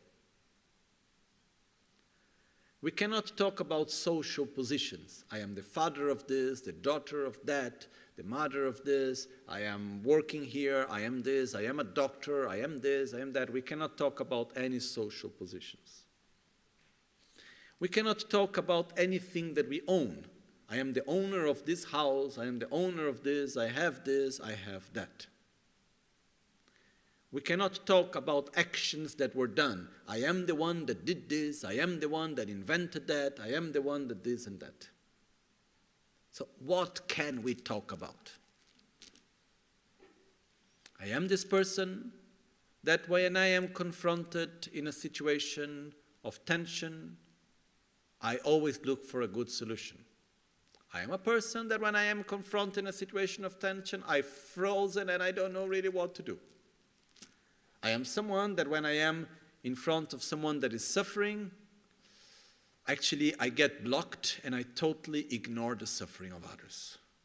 Or instead, I am someone that when I am in front of the suffering of others, I get overwhelmed by it and I really want to do something about it. I'm just making some examples. We talk about the way how we interact to the world. We talk about our qualities and our characteristics that are independent of our body, independent of our name, of where we are, with whom we are, of what position we have. Okay? And we need to write it down. We need to put it down because it's not so obvious to be able to do it. Okay? And anyways, we start putting it down. Okay, we can add one thing from the list which I took out. We can add the actions that we did in the past. This we can add. Okay? We can add, I am the one that holds the actions of having done this and having done that, because these are things that we take with us, the karmic force of our actions. Because when we die, if we shall be confronted with ourself after our death, there is no body, no more name, no more conceptual understanding, there is no more the part of all the knowledge that we have, we leave it behind. The theoretical logic, conceptual knowledge. We are not anymore the son of this, the daughter of that, the father, the mother, the husband, the wife. We are not anymore any of that. So it is important for us to generate an identity that goes beyond all that is only of this life. So try to write a letter of introduction of yourself, following these rules. Don't worry about contradictions. We are full of contradictions. Just write the letter. No computer, no telephone, paper and pen. Write the letter. One more rule, it's a secret letter. No one, absolutely no one other than us is allowed to see the letter. Otherwise, we already start changing something in the letter because the other one will read it. Okay? We are totally sincere. We write the letter. When we finish the letter, we close it, put it on one envelope, write the date, and we put it in a place safe. After 6 months, no earlier than that, we write another letter. After having written the second letter, we go back and we read the first. Then we close both. After 6 months, then we write another letter again. By doing in this way, we will gradually train ourselves to have a self-identity that is beyond body, name, position, power, and so on. Okay? So, no attachment to this body. This body is just like a hotel room. We take good care of it. And in the moment we die, we say, thank you to the body. I'm very grateful. It's like if we go to a hotel and when we check out, we go to the owner of the hotel and say, thank you for having me in your hotel. Sorry, I left the room dirty. You know? Because when we leave this hotel room, normally we leave it in a state that other guests cannot come in anymore. So we say, thank you for the room, you gave me the best. So when we have no attachment for the body, what becomes important in life is what we do with this life, and not just the life itself. We may have a life that we may live until 90 or 100 or 110, 20 or 150. Let's say we even live for 200 years because there are new developments in science which allows us to regenerate our cells, who knows what, and then we can live for another 200, 300 years, whatever. One day we die. And the important thing is not how much we live, how long we live, it's how we live. It's how we use this opportunity. So by overcoming the attachment and the identity based on this body and this name, we start to put more importance in how we live instead of just being alive. Okay? I think it's quite clear, no? The second power is more difficult than the first, right? Yet, is it within our reach to train ourselves in it? Yes. Now we go to the third power. The third power is called, is the power of opposition. No, let me see, let's just make sure that I'm not... Yes, the power of opposition. The power of opposition, it's to remind ourselves of the harm of mental defilements, such as anger, attachment, fear, jealousy, arrogance, selfishness, ignorance. So we remind ourselves strongly that it doesn't matter what happens, it's not a valid reason to react with these defilements. Because if during our lifetime we get familiarized enough that it doesn't matter what happens, I will not allow myself to be driven by anger, this is the only way we can make sure that we will not die with anger. Because we have no control of technically what will happen in the moment of our death. But if we familiarize ourselves during lifetime that it doesn't matter what situation I may be into, I will always connect my mind to something virtuous. I will not allow myself to be taken by anger, by aversion, by hatred, by any negative emotion. The negative emotions come and go, but I don't follow them. And this becomes like a priority. It's like we look to jealousy and we say, sorry, jealousy, I have no time for you. I'm going to die, you know. Because this one did this and that one did that. I have no time for this. I am going to die. Hello?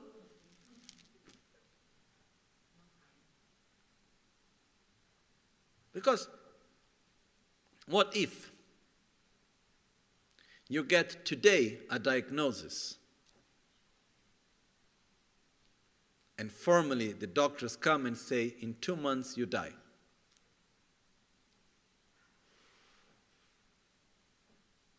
Our perspective changes or not? Our priorities changes. We don't need the doctor to say that. And we may not have 2 months. It may be less, or it may be much more. But truly, it doesn't really matter. Because we can live a very long life without doing much into it. Or we can live a very short life, making it very meaningful. There are some lives on the previous life of Buddha where Buddha had a very short life, but extremely meaningful and powerful. He had a very short existence in one life and had a very strong interaction and power within that life. Some of us, we may have very long life, but meaningless lives. Meaningless means we do not shape ourselves, we do not transform ourselves in a way that is positive and virtuous. It means we go do the check-in, and when we do the check-out, nothing really happened much. And sometimes even worse, we do the check-out worse than when we did the check-in. This we shouldn't allow to happen. So, I have no time for jealousy, I have no time for envy, I have no time for fighting, for conflict, for insatisfaction, for hatred. I have no time for it. I am going to die. I don't know about you, but I am going to die and I have no time for it. We make this strong determination. It doesn't matter what happens, I will not allow myself to be completely taken by such defilements. I will see them coming and I will allow them to pass without letting myself be driven by it. Okay? This is the third power. It's very strong. And there are two examples that I always give when I give this explanation, which were two examples that touched me when I heard about them. Two friends from our Sangha. One friend, I can say the name because she already passed away, was our friend Patrizia Beninca. Some of you may remember her. Okay, she used to come to the center in Milan mainly. And she had liver issues. Anyhow, she passed away. And before passing away, maybe 1 year before or something like that, she was in holiday in Dubai, in a friend's house. And during her holiday time, she had a health issue. I don't remember technically what it is. Normally, I even don't ask. Anyhow, she started vomiting blood. ended up in the hospital, and the doctors told her that she had she went into coma, induced coma, and she stayed in the state of coma for, I think, something like 10 days, was actually semi-coma. And the doc said that actually she had only 40% probability of survival, and she survived. Anyhow, what she told was that, I talked with her when she came back, and she said that actually it was a very nice experience, the period she was in the semi-coma, because during the whole time she had some sort of awareness, and she was the whole time reciting the mantra of the Guru. Oma Guru Vajradhara Sumati Munisha Sane Karma Uta Vardanya Shri Bhadra Varsamanya Sarva Siddhi Hum Hum. I don't know if she was singing it or reciting it, I don't remember, but she said that she was reciting the mantra the whole time. And sometimes she didn't have the awareness that she was in semi-coma, so sometimes she even had to think, I need to recite it not loudly because when I'm in a Muslim country, someone may not like me doing Buddhist prayers. She had this thought. But she said that the whole time, as she was reciting the mantra of the Guru, she felt an incredible peace inside. Okay? So this is one example that when we are familiarized with something positive in our life, we really make a deep connection. In the moment of death, we can direct our mind there. Another friend of ours from the Sangha once had a very bad car accident. So the car turned around in many ways and so on, and both our friend and the husband lost consciousness through the accident. They were not hurt because of the seatbelt, whatever, the car completely destroyed. But at one point came the ambulance, and then came the first aid workers to help them. So they reanimated her. She was without consciousness, fainted. And she told that in the moment that she woke up, that they reanimated her, she had like a beautiful, she woke up with a smile, and they asked her, how are you? And she said, I couldn't be better. Actually, because her own inner experience was that she was reciting the taking of refuge the whole time. And she had this feeling of being completely embraced, and in a situation, on a feeling of being protected, with joy, in a state of peace. She was in this most wonderful experience. So that's why when the people came and they woke her up, she came out as, she was in this sort of like blissed out state. And the people from the ambulance, they were a bit shocked. She was saying, I've never been better, you know. So this is two examples that if we familiarize our mind with what is positive and virtuous, it's possible to direct it in the moment of our death. And this is one of the best things that we can do for ourselves.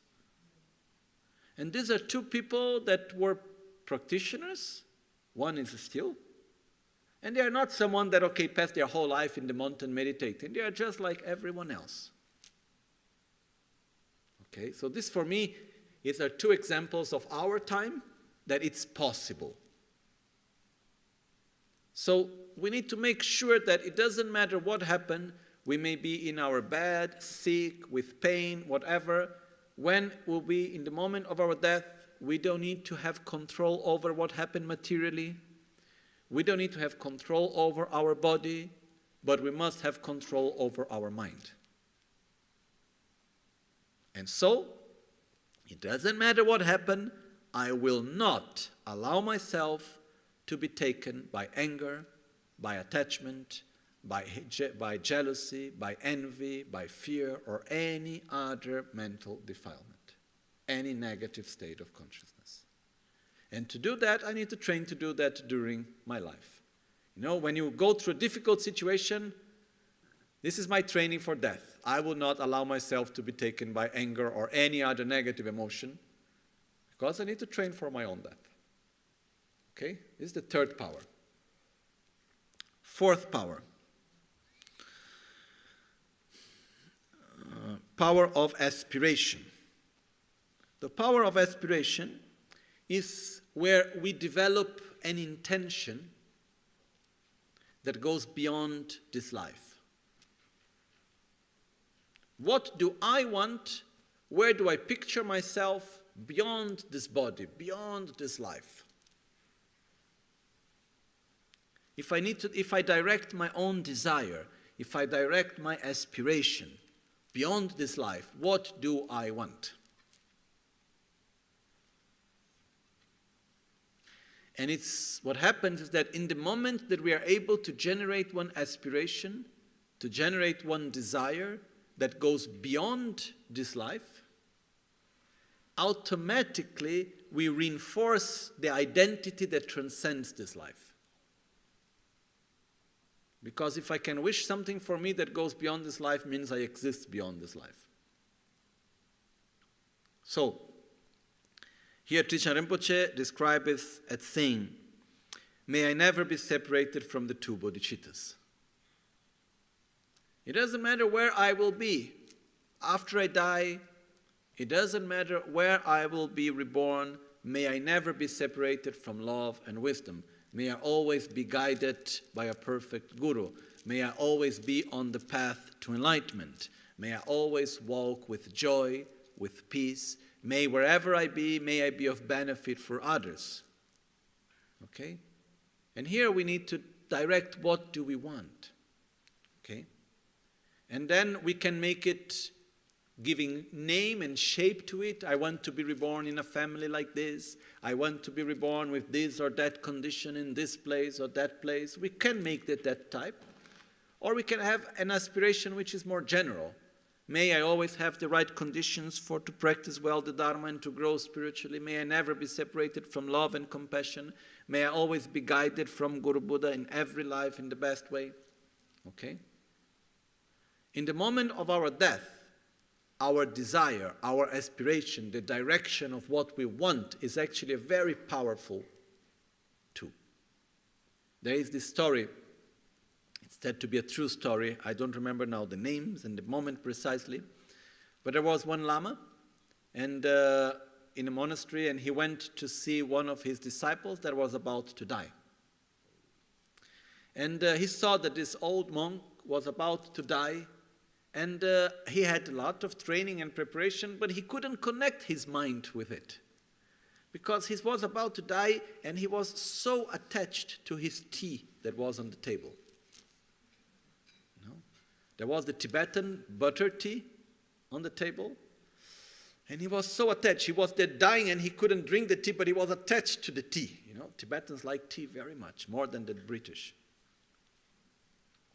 So there he was looking to his tea and attached to his tea. So the Lama saw that his mind was attached to the tea, was not anywhere else. So what he did was he went to this monk and he said, "Oh, you know something?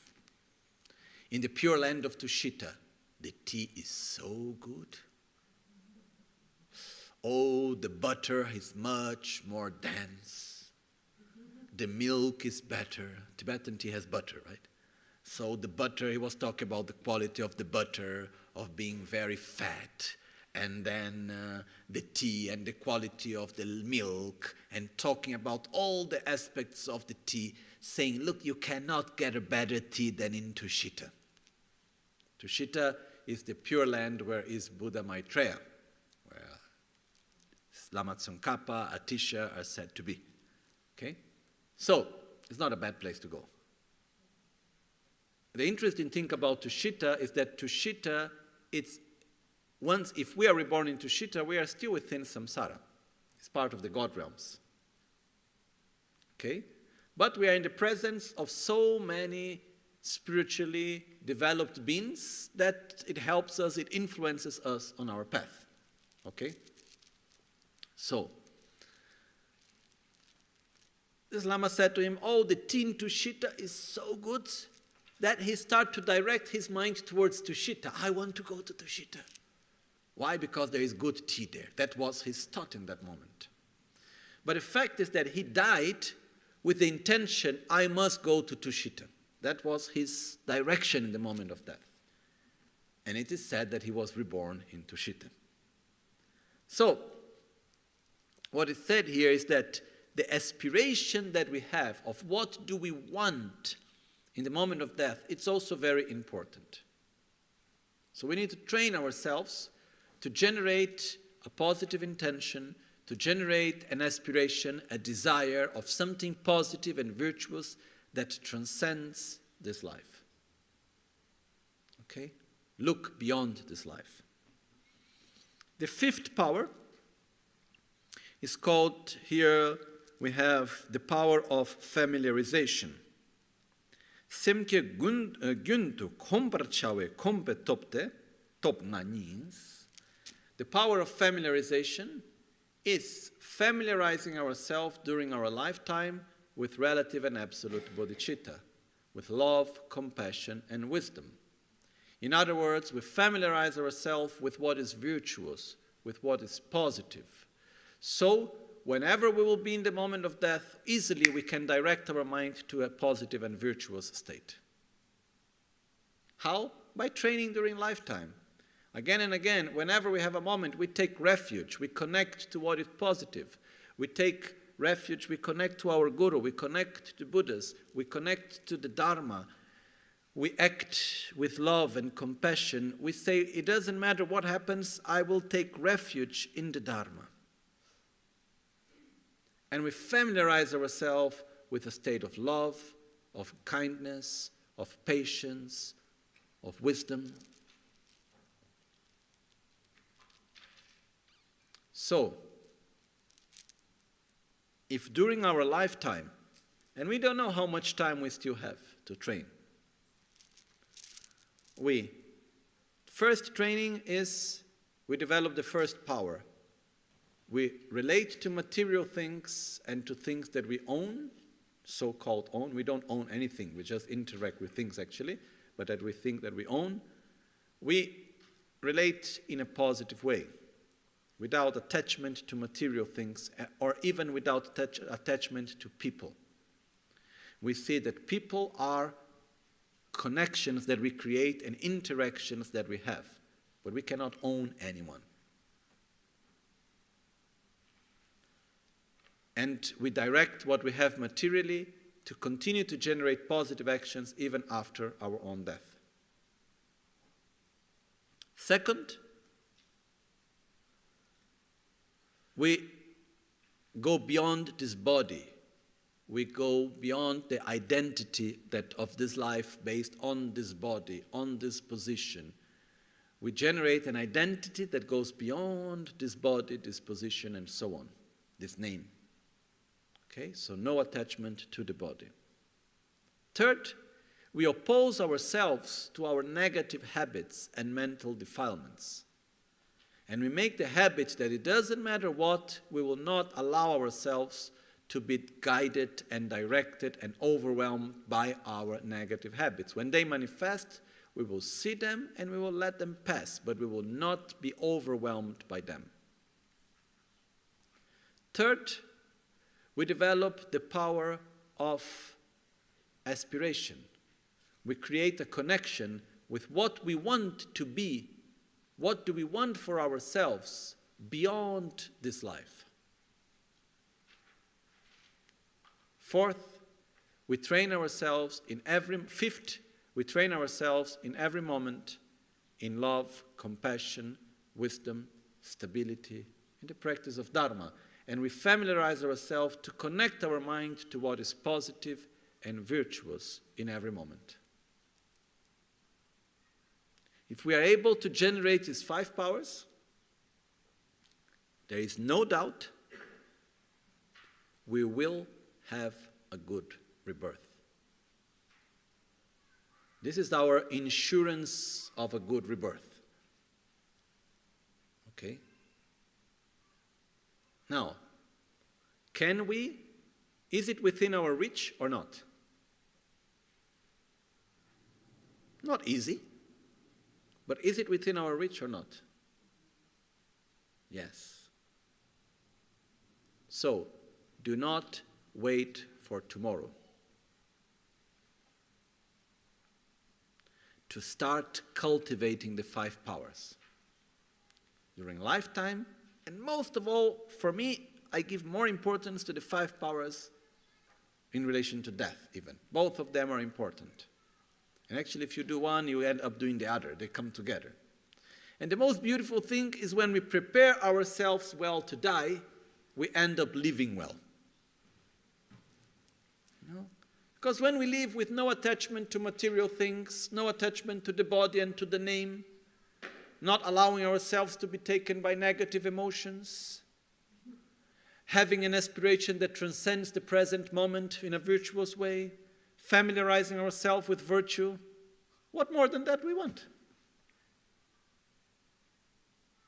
So to prepare ourselves to die, it's to live our life virtually, in a positive way. Okay? But we do not know how much time we do have. So we need to apply these 5 powers now. And we do have this possibility. So again, Menga nimbo derdepa tomga dadan jarwarcha tekchen poe damgani tomga ni in chelam ches. In brief, the essence of the instruction is to train in the 5 powers. The 5 powers themselves are the great vehicles, precept on the transference of consciousness. Cultivate this path of practice. Okay. Now, to conclude, I would like to read briefly the next part, which is without entering into details, and then we read the whole text once. Ngaba Lojong et setempa. How do we know if we are training correctly on the path? If our training is going well? The measure of having trained the mind. This is easy to understand, doesn't take much. Chokung gompa chiktu du pangbo nikyan tsobar song yide bashi gyunte te jangwe tsenye lokpa ins jonta chenpo nga deyin yenkyan tupna jongpa ins. Integrate all the teachings into one thought. The first mark of training correctly is that all the teachings that we receive, everything, it goes into one. It's everything into one same path. We can put all the practices and the teachings into one path to enlightenment, not as separate parallel things. This is one sign. Second, which is the objective of developing love and compassion and wisdom, developing the 2 bodhicittas. This is when everything goes into that direction, this means we are practicing well. Primary importance should be given to the 2 witnesses. Who are the 2 witnesses? Ourselves and others. We should allow constructive criticism.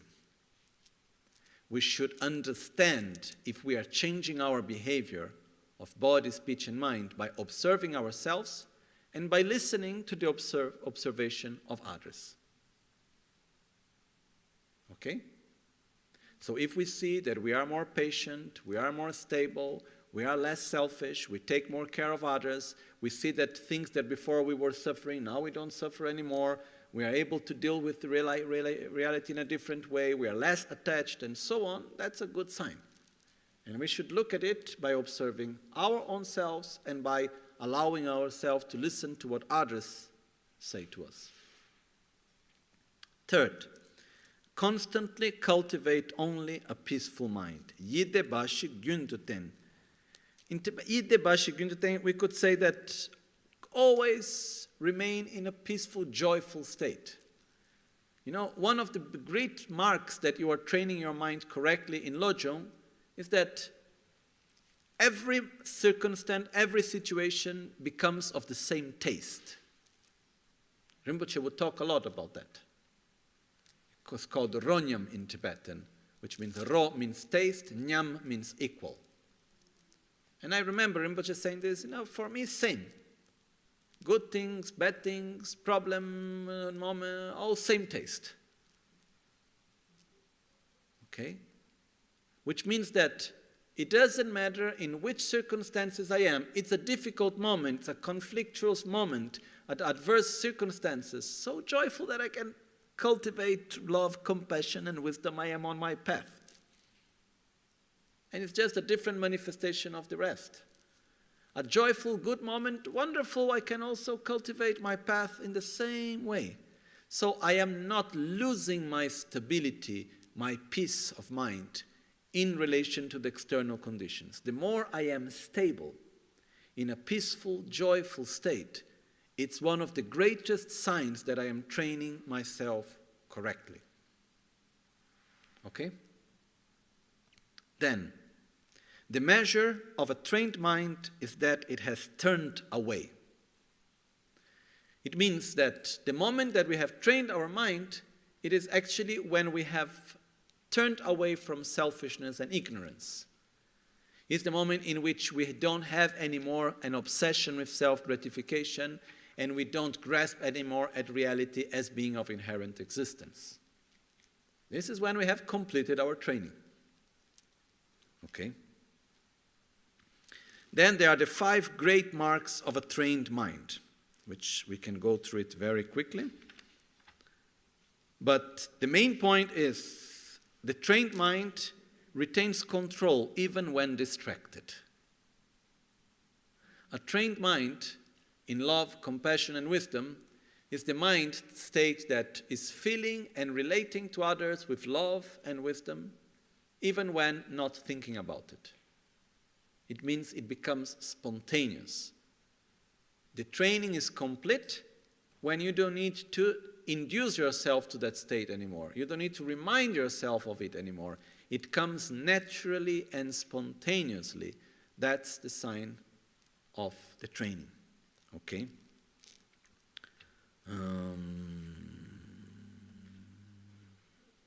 Let me look quickly here. So the five great marks are to have great patience and endurance, which means to be able to go through great difficulties without losing one's own stability and peace. To have a great state of mind, which is to be altruistic. Chocho Lemidawa Gejon Chembo, to have a great conduct, which means that one's actions of body, speech, and mind are virtuous, in accordance with the Dharma.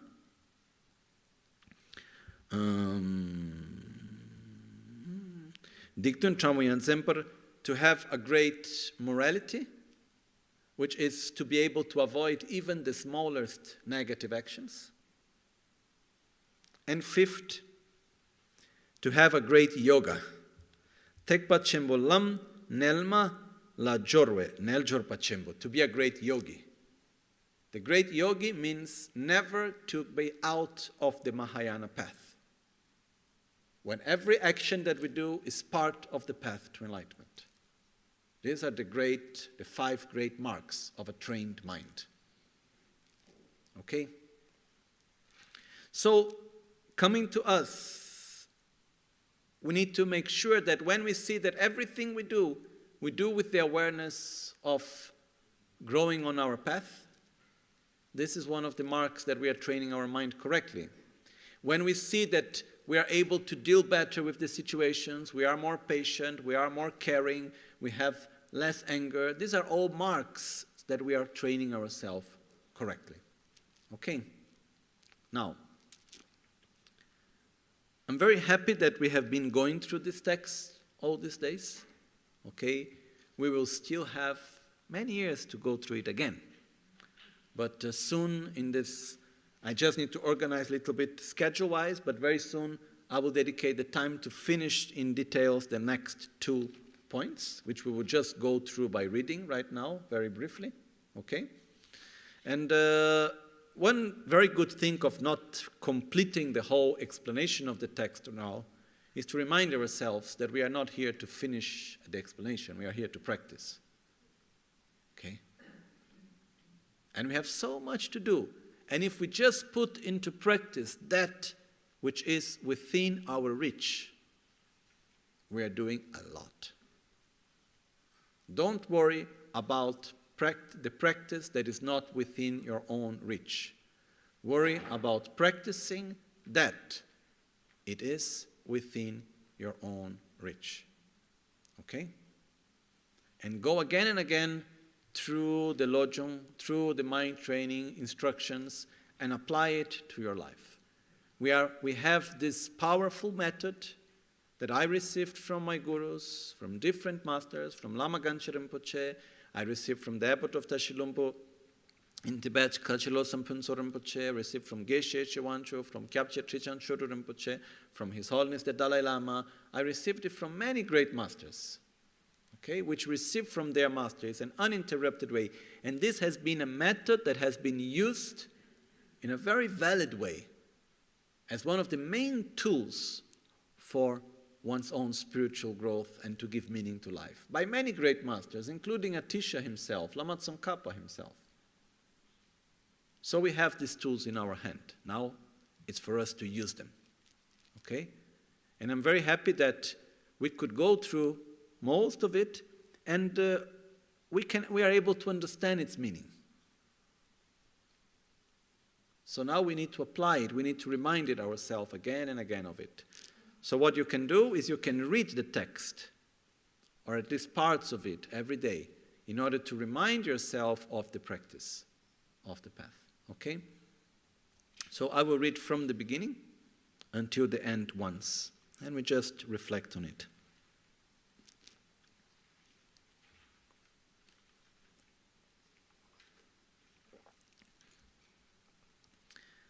Tekpa Chimbo Lojong Tundumet Sawa Shuksos, the root text on the 7-point mind training, Mahayana mind training.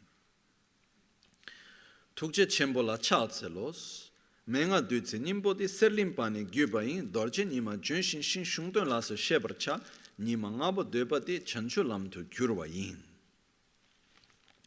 Homage to great compassion. The essence of this nectar of secret instruction is transmitted from the master from Sumatra. You should understand the significance of this instruction as like a diamond, the sun, and a medicinal tree. This time of the 5 degenerations will then be transformed into the path to the fully awakened state. Tambongundro Taulalab. First, train in the preliminaries. Lelen tamche chiglada kunla karin chewa gontonle nibo pel marjan lembe koren rangne tsamte ni longla kyombracha yursun tuksum getsasun jegi menga derde patela jemba korwechi cholam kundu tsigi jang. Banish the one to blame for everything. Meditate, familiarize yourself on the great kindness of all beings. Practice a combination of giving and taking. Giving and taking should be practiced alternately. And you should begin by taking from yourself. This too should be made to ride on the breath. Concerning the 3 objects, 3 poisons, and 3 virtues, the instructions to be followed in short is to be mindful of the practice in general by taking these words to heart in all activities. Tempa tobne sawate chönam milam tabursam make rikbe shila che nyembo nikyan ransar chul. When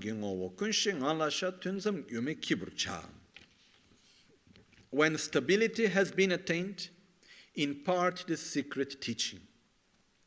Consider all phenomena as dreams. Examine the nature of unborn awareness. The remedy itself is released in its own place. Place the essence of the path on the nature of the basis of all.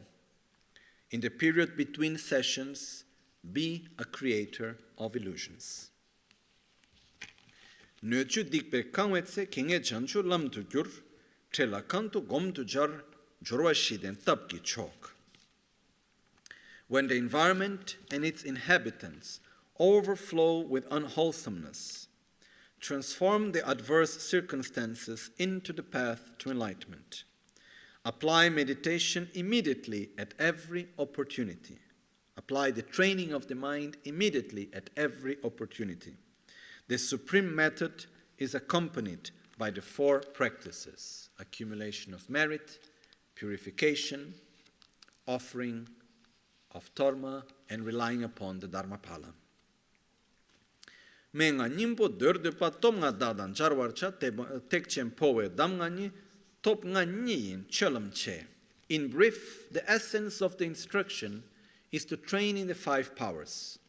The 5 powers themselves are the great vehicles precept on the transference of consciousness.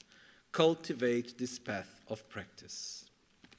Chokun gompa chiktudu pawa nikyan tsowarson yedebashi gyundu-ten changwe tsenyi lokpayin, jonta chenpo ngadenyi yenkyang tupna jongpayin. Integrate all the teachings into one thought. Primary importance should be given to the 2 witnesses. Constantly cultivate only a peaceful mind. The measure of peaceful and joyful mind. The measure of a trained mind is that it has turned away. There are 5 great marks of a trained mind. The trained mind retains control even when distracted. Chitun sumla taktula dumba gyurla ransur sha. Yala nyamba jomicha shencho kanya misamo. Nyomon kang che ngon la chang drebu rewa tam che pang. Tukchengi se pang shung sambo mite shange mi go chang mi go nela mi ap zo kalang la mi che tolo mi cha gyo gitse mi to la dudu mi ap kiki yen la duk mi tsul. 6. The commitments of mind training. Don't go, these are the commitments that we should take in order to have them as guidelines to be able to practice correctly Lojong. In another occasion, briefly, in near time we will go through them, but now we will just read them with minor observations. First commitment, first guideline. Don't go against the mind training you promised to observe. Second, don't be reckless in your practice. Be reckless in your practice basically means don't feel that because you are practicing Lojong, you are better than others and you can do anything. So examples that are given is like, oh, I am practicing Lojong, so I don't need to fear any situation. I can go in the middle of a pandemic and I will not be infected because I'm transforming my mind. Okay, this is an old example, it's not a modern example. Okay? It's an example that has been given since long time. Okay? Oh, I can go into any situation, nothing will happen to me because I am practicing Lojong. The viruses don't know you are practicing Lojong. Okay, so it's a matter of don't be reckless. We need to be careful as we practice. We don't need to feel that we are superior or better because we practice Lojong. Don't be partial. I train Lojong with my friends, I don't train it with my enemies. I train compassion with the friends and not with other people which I don't like. Don't be partial. Train yourself, apply the training of Lojong in every circumstances with every one that you meet. These are called the 3 general points. 4. Transform your attitude but maintain your natural behavior. Don't show off outside that you are practicing Lojong and training and changing your mind. Transform your inner behavior but not your external appearance. Don't speak of others' incomplete qualities. Do not criticize others.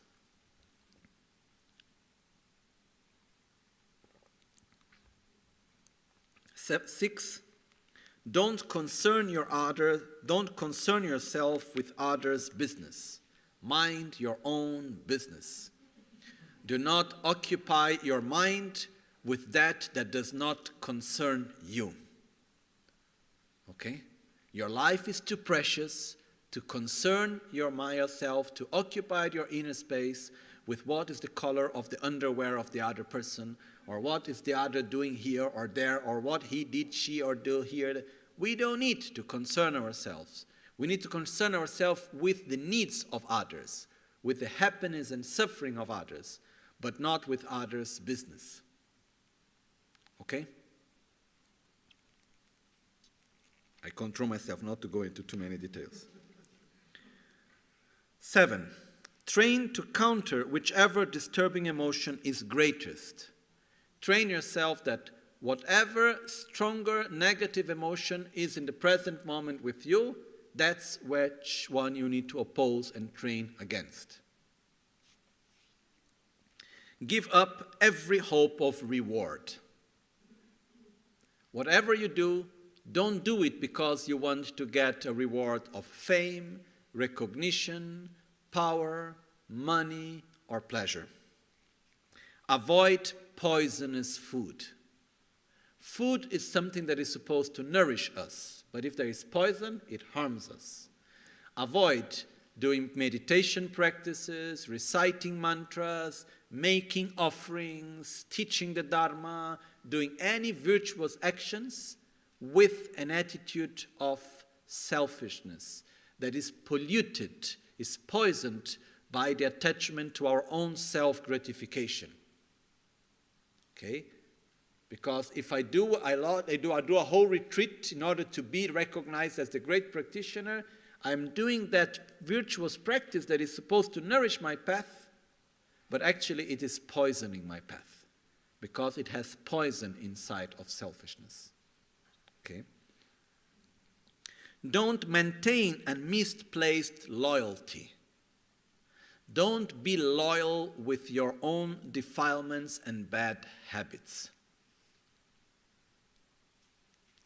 Don't make sarcastic remarks. Don't make fun through the faults and suffering and difficulties of others. Don't lie in ambush, which also means do not seek revenge. Do not wait the right moment to harm others. Don't strike at the vital point, which means don't look for the weakness of the other in order to harm the other. Don't burden an ox with the load of a zo.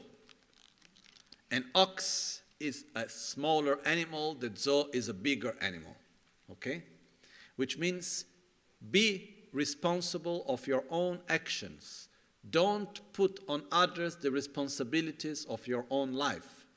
What is our responsibility, we take care of it. We do not throw on others our own responsibilities. When we do a mistake, it's our responsibility. When whatever we need to do, that is our responsibility. We do not throw on others. We don't point the fingers of others. We take our own responsibility. We do not put it on others. We don't blame others and put aside our responsibility. Don't abuse the practice. Don't use the practice of Lojong for that which is not your own spiritual growth. Don't use the practice of Lojong in order to get fame or to get money or to get recognition or anything like that. Don't sprint to win the race. Don't try to be the first of the class to get out of samsara. Don't try to be the best practitioner of Lojong. Okay? No hurry to reach the result. There is a hurry to walk in the right direction. Don't turn gods into devils. A god is something very virtuous and positive. A devil is something very negative. Don't make that the practice that is supposed to increase love and compassion and wisdom reinforces your own selfishness and ignorance. Because if you nourish your own self-gratification through the fact of being a practitioner and so on, you are actually nourishing selfishness through the practice. So make sure that you don't turn the gods into devils. Make sure that you don't make your spiritual path to be used, the spiritual methods that you have, not the path, the spiritual methods, such as that mind training of Lojong, as a way you don't use it to reinforce your own selfishness, to nourish your own self-gratification. Don't seek others' misery as a means to your own happiness. It's quite clear, right? Okay. These are the vows that we shall take in order to protect ourselves, our practice of Lojong. Okay? Together with the 18 commitments that we take also 22 precepts. They are all vows. The difference is that the commitments is what we need to avoid mainly, And the vows, the precepts is what we need to do on a positive way. Okay? So, 7. The precepts of mind training.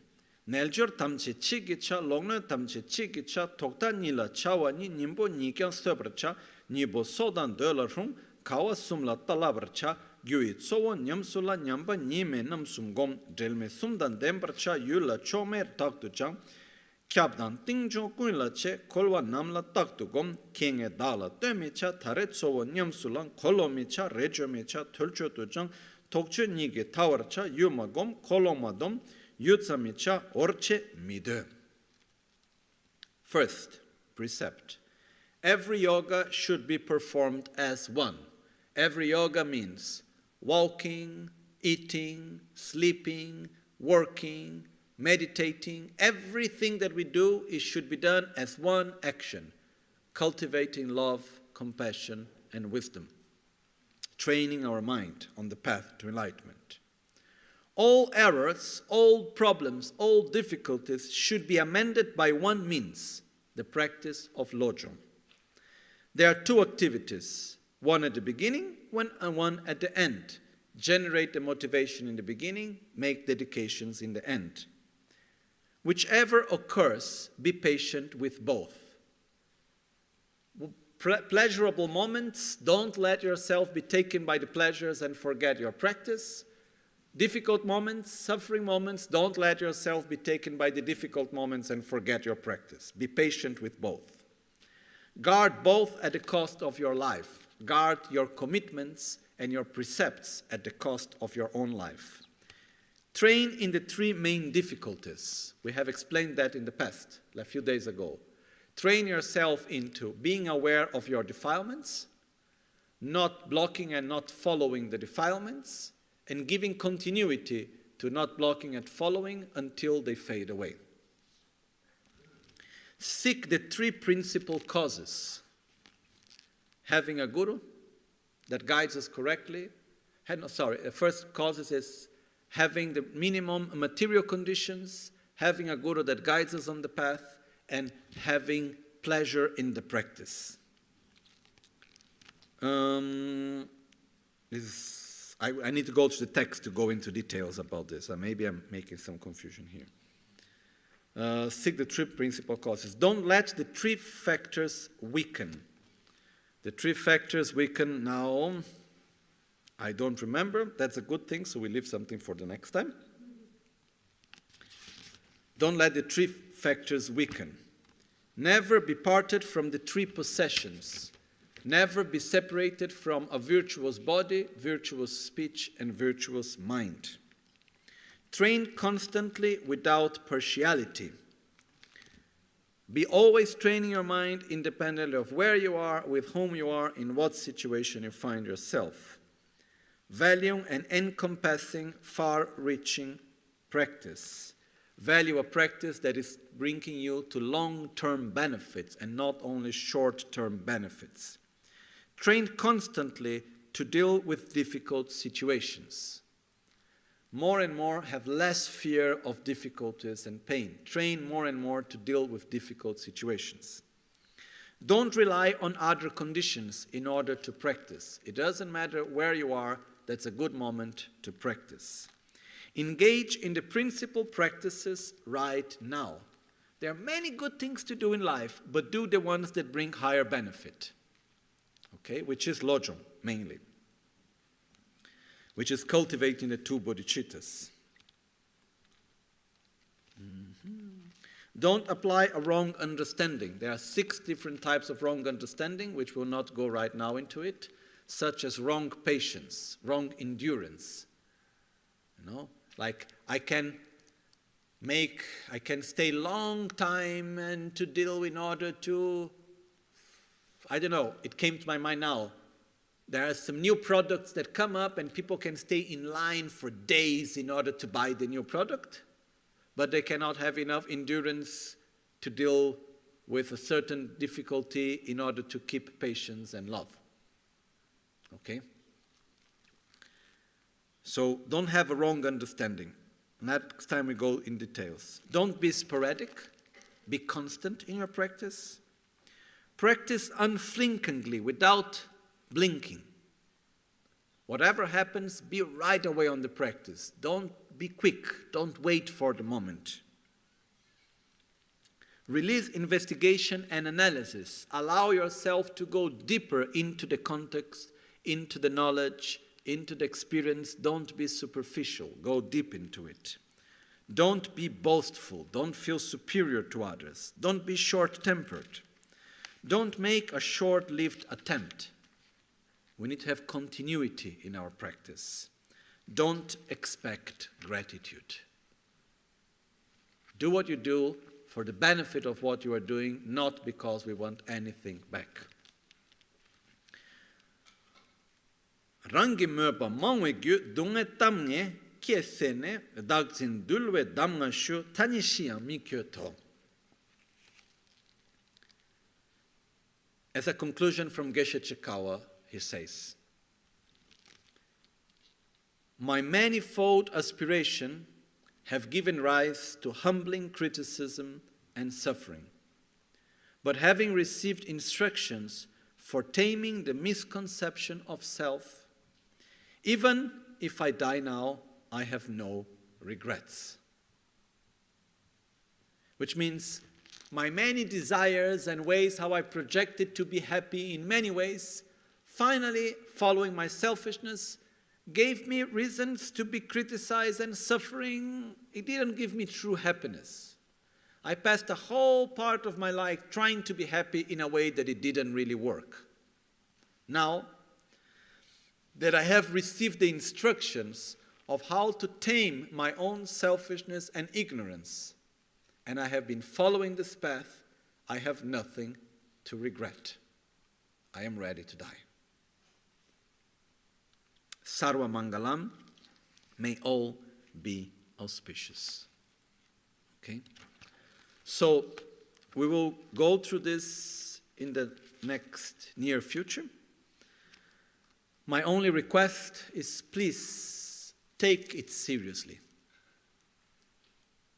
Okay? Occupy part of your life with your own mind training, with your own path. Make it something important in your life. Read it again and again. Go through it. Remind yourself again and again of it. Okay? And by this, we make our mind to be transformed into the Dharma. As we develop bodhichitta, we transform the Dharma into the path. And as we develop wisdom and walk on the five path, may there be no interferences in our path. So, with this, we conclude for today here. And soon we will have the opportunity to go in more details with it. And we make our dedications now. And the mandala offering we will do in the afternoon. Today afternoon at 5 o'clock, I will be together with Lama Caroline, as we will do a conclusion of these days together. And I talked with her, and I will also give one short explanation of the projects of the center, what we are doing, also a little bit of Sangha moment, to understand what we are doing together, and for the Dharma, which is the most precious thing that we have. Okay? So we do our dedications now, and then we will come again back at 5 o'clock, together with Lama Caroline. Okay? Sashipu ki choshe meto Chamare rabaling she ni de gempadi sange shinto mikte ulwarki drokunam dashingla chopar shoya jetsun lame kotse raptenchi nam karatinle chokchurge losan tempe drume sasumgi Drove Munsela Takto Ne Gyurche Yedam Guru Ratna Mandrala Kamniryatayami Kewa Kuntu Yanda Lama Dan Dralme Cheki Pela Longche Chin Sada Lamge Yente Rabzone Dorje Change Kopa Nyurtobe Sho Nimo Dele Tsendele Nime Kuyan Delek Shin Ninsen Takto Delek Pe Kuncho Sumke Chingi Lop Kuncho Sumke Ngodrubot Sol Kuncho Sumke Trashisho. At dawn or dusk, at night or midday, may the three jewels grant us their blessings. May they help us to achieve all realizations and spring all the path of our lives with various signs of auspiciousness. All'alba o al tramonto, di notte o durante il giorno, possano i tre gioielli concederci le loro benedizioni, possano aiutarci ad ottenere tutte le realizzazioni e cospargere il sentiero della nostra vita con molti segni di buon auspicio. Sem Chö Sudro, Chö Lam Tudro, Lam La Parche, Mi Omar Sho. May the mind become the Dharma. May the Dharma become the path. May the path be free from interferences. Possa la mente diventare il Dharma. Possa il Dharma diventare il sentiero. Possa il sentiero essere libero da interferenze.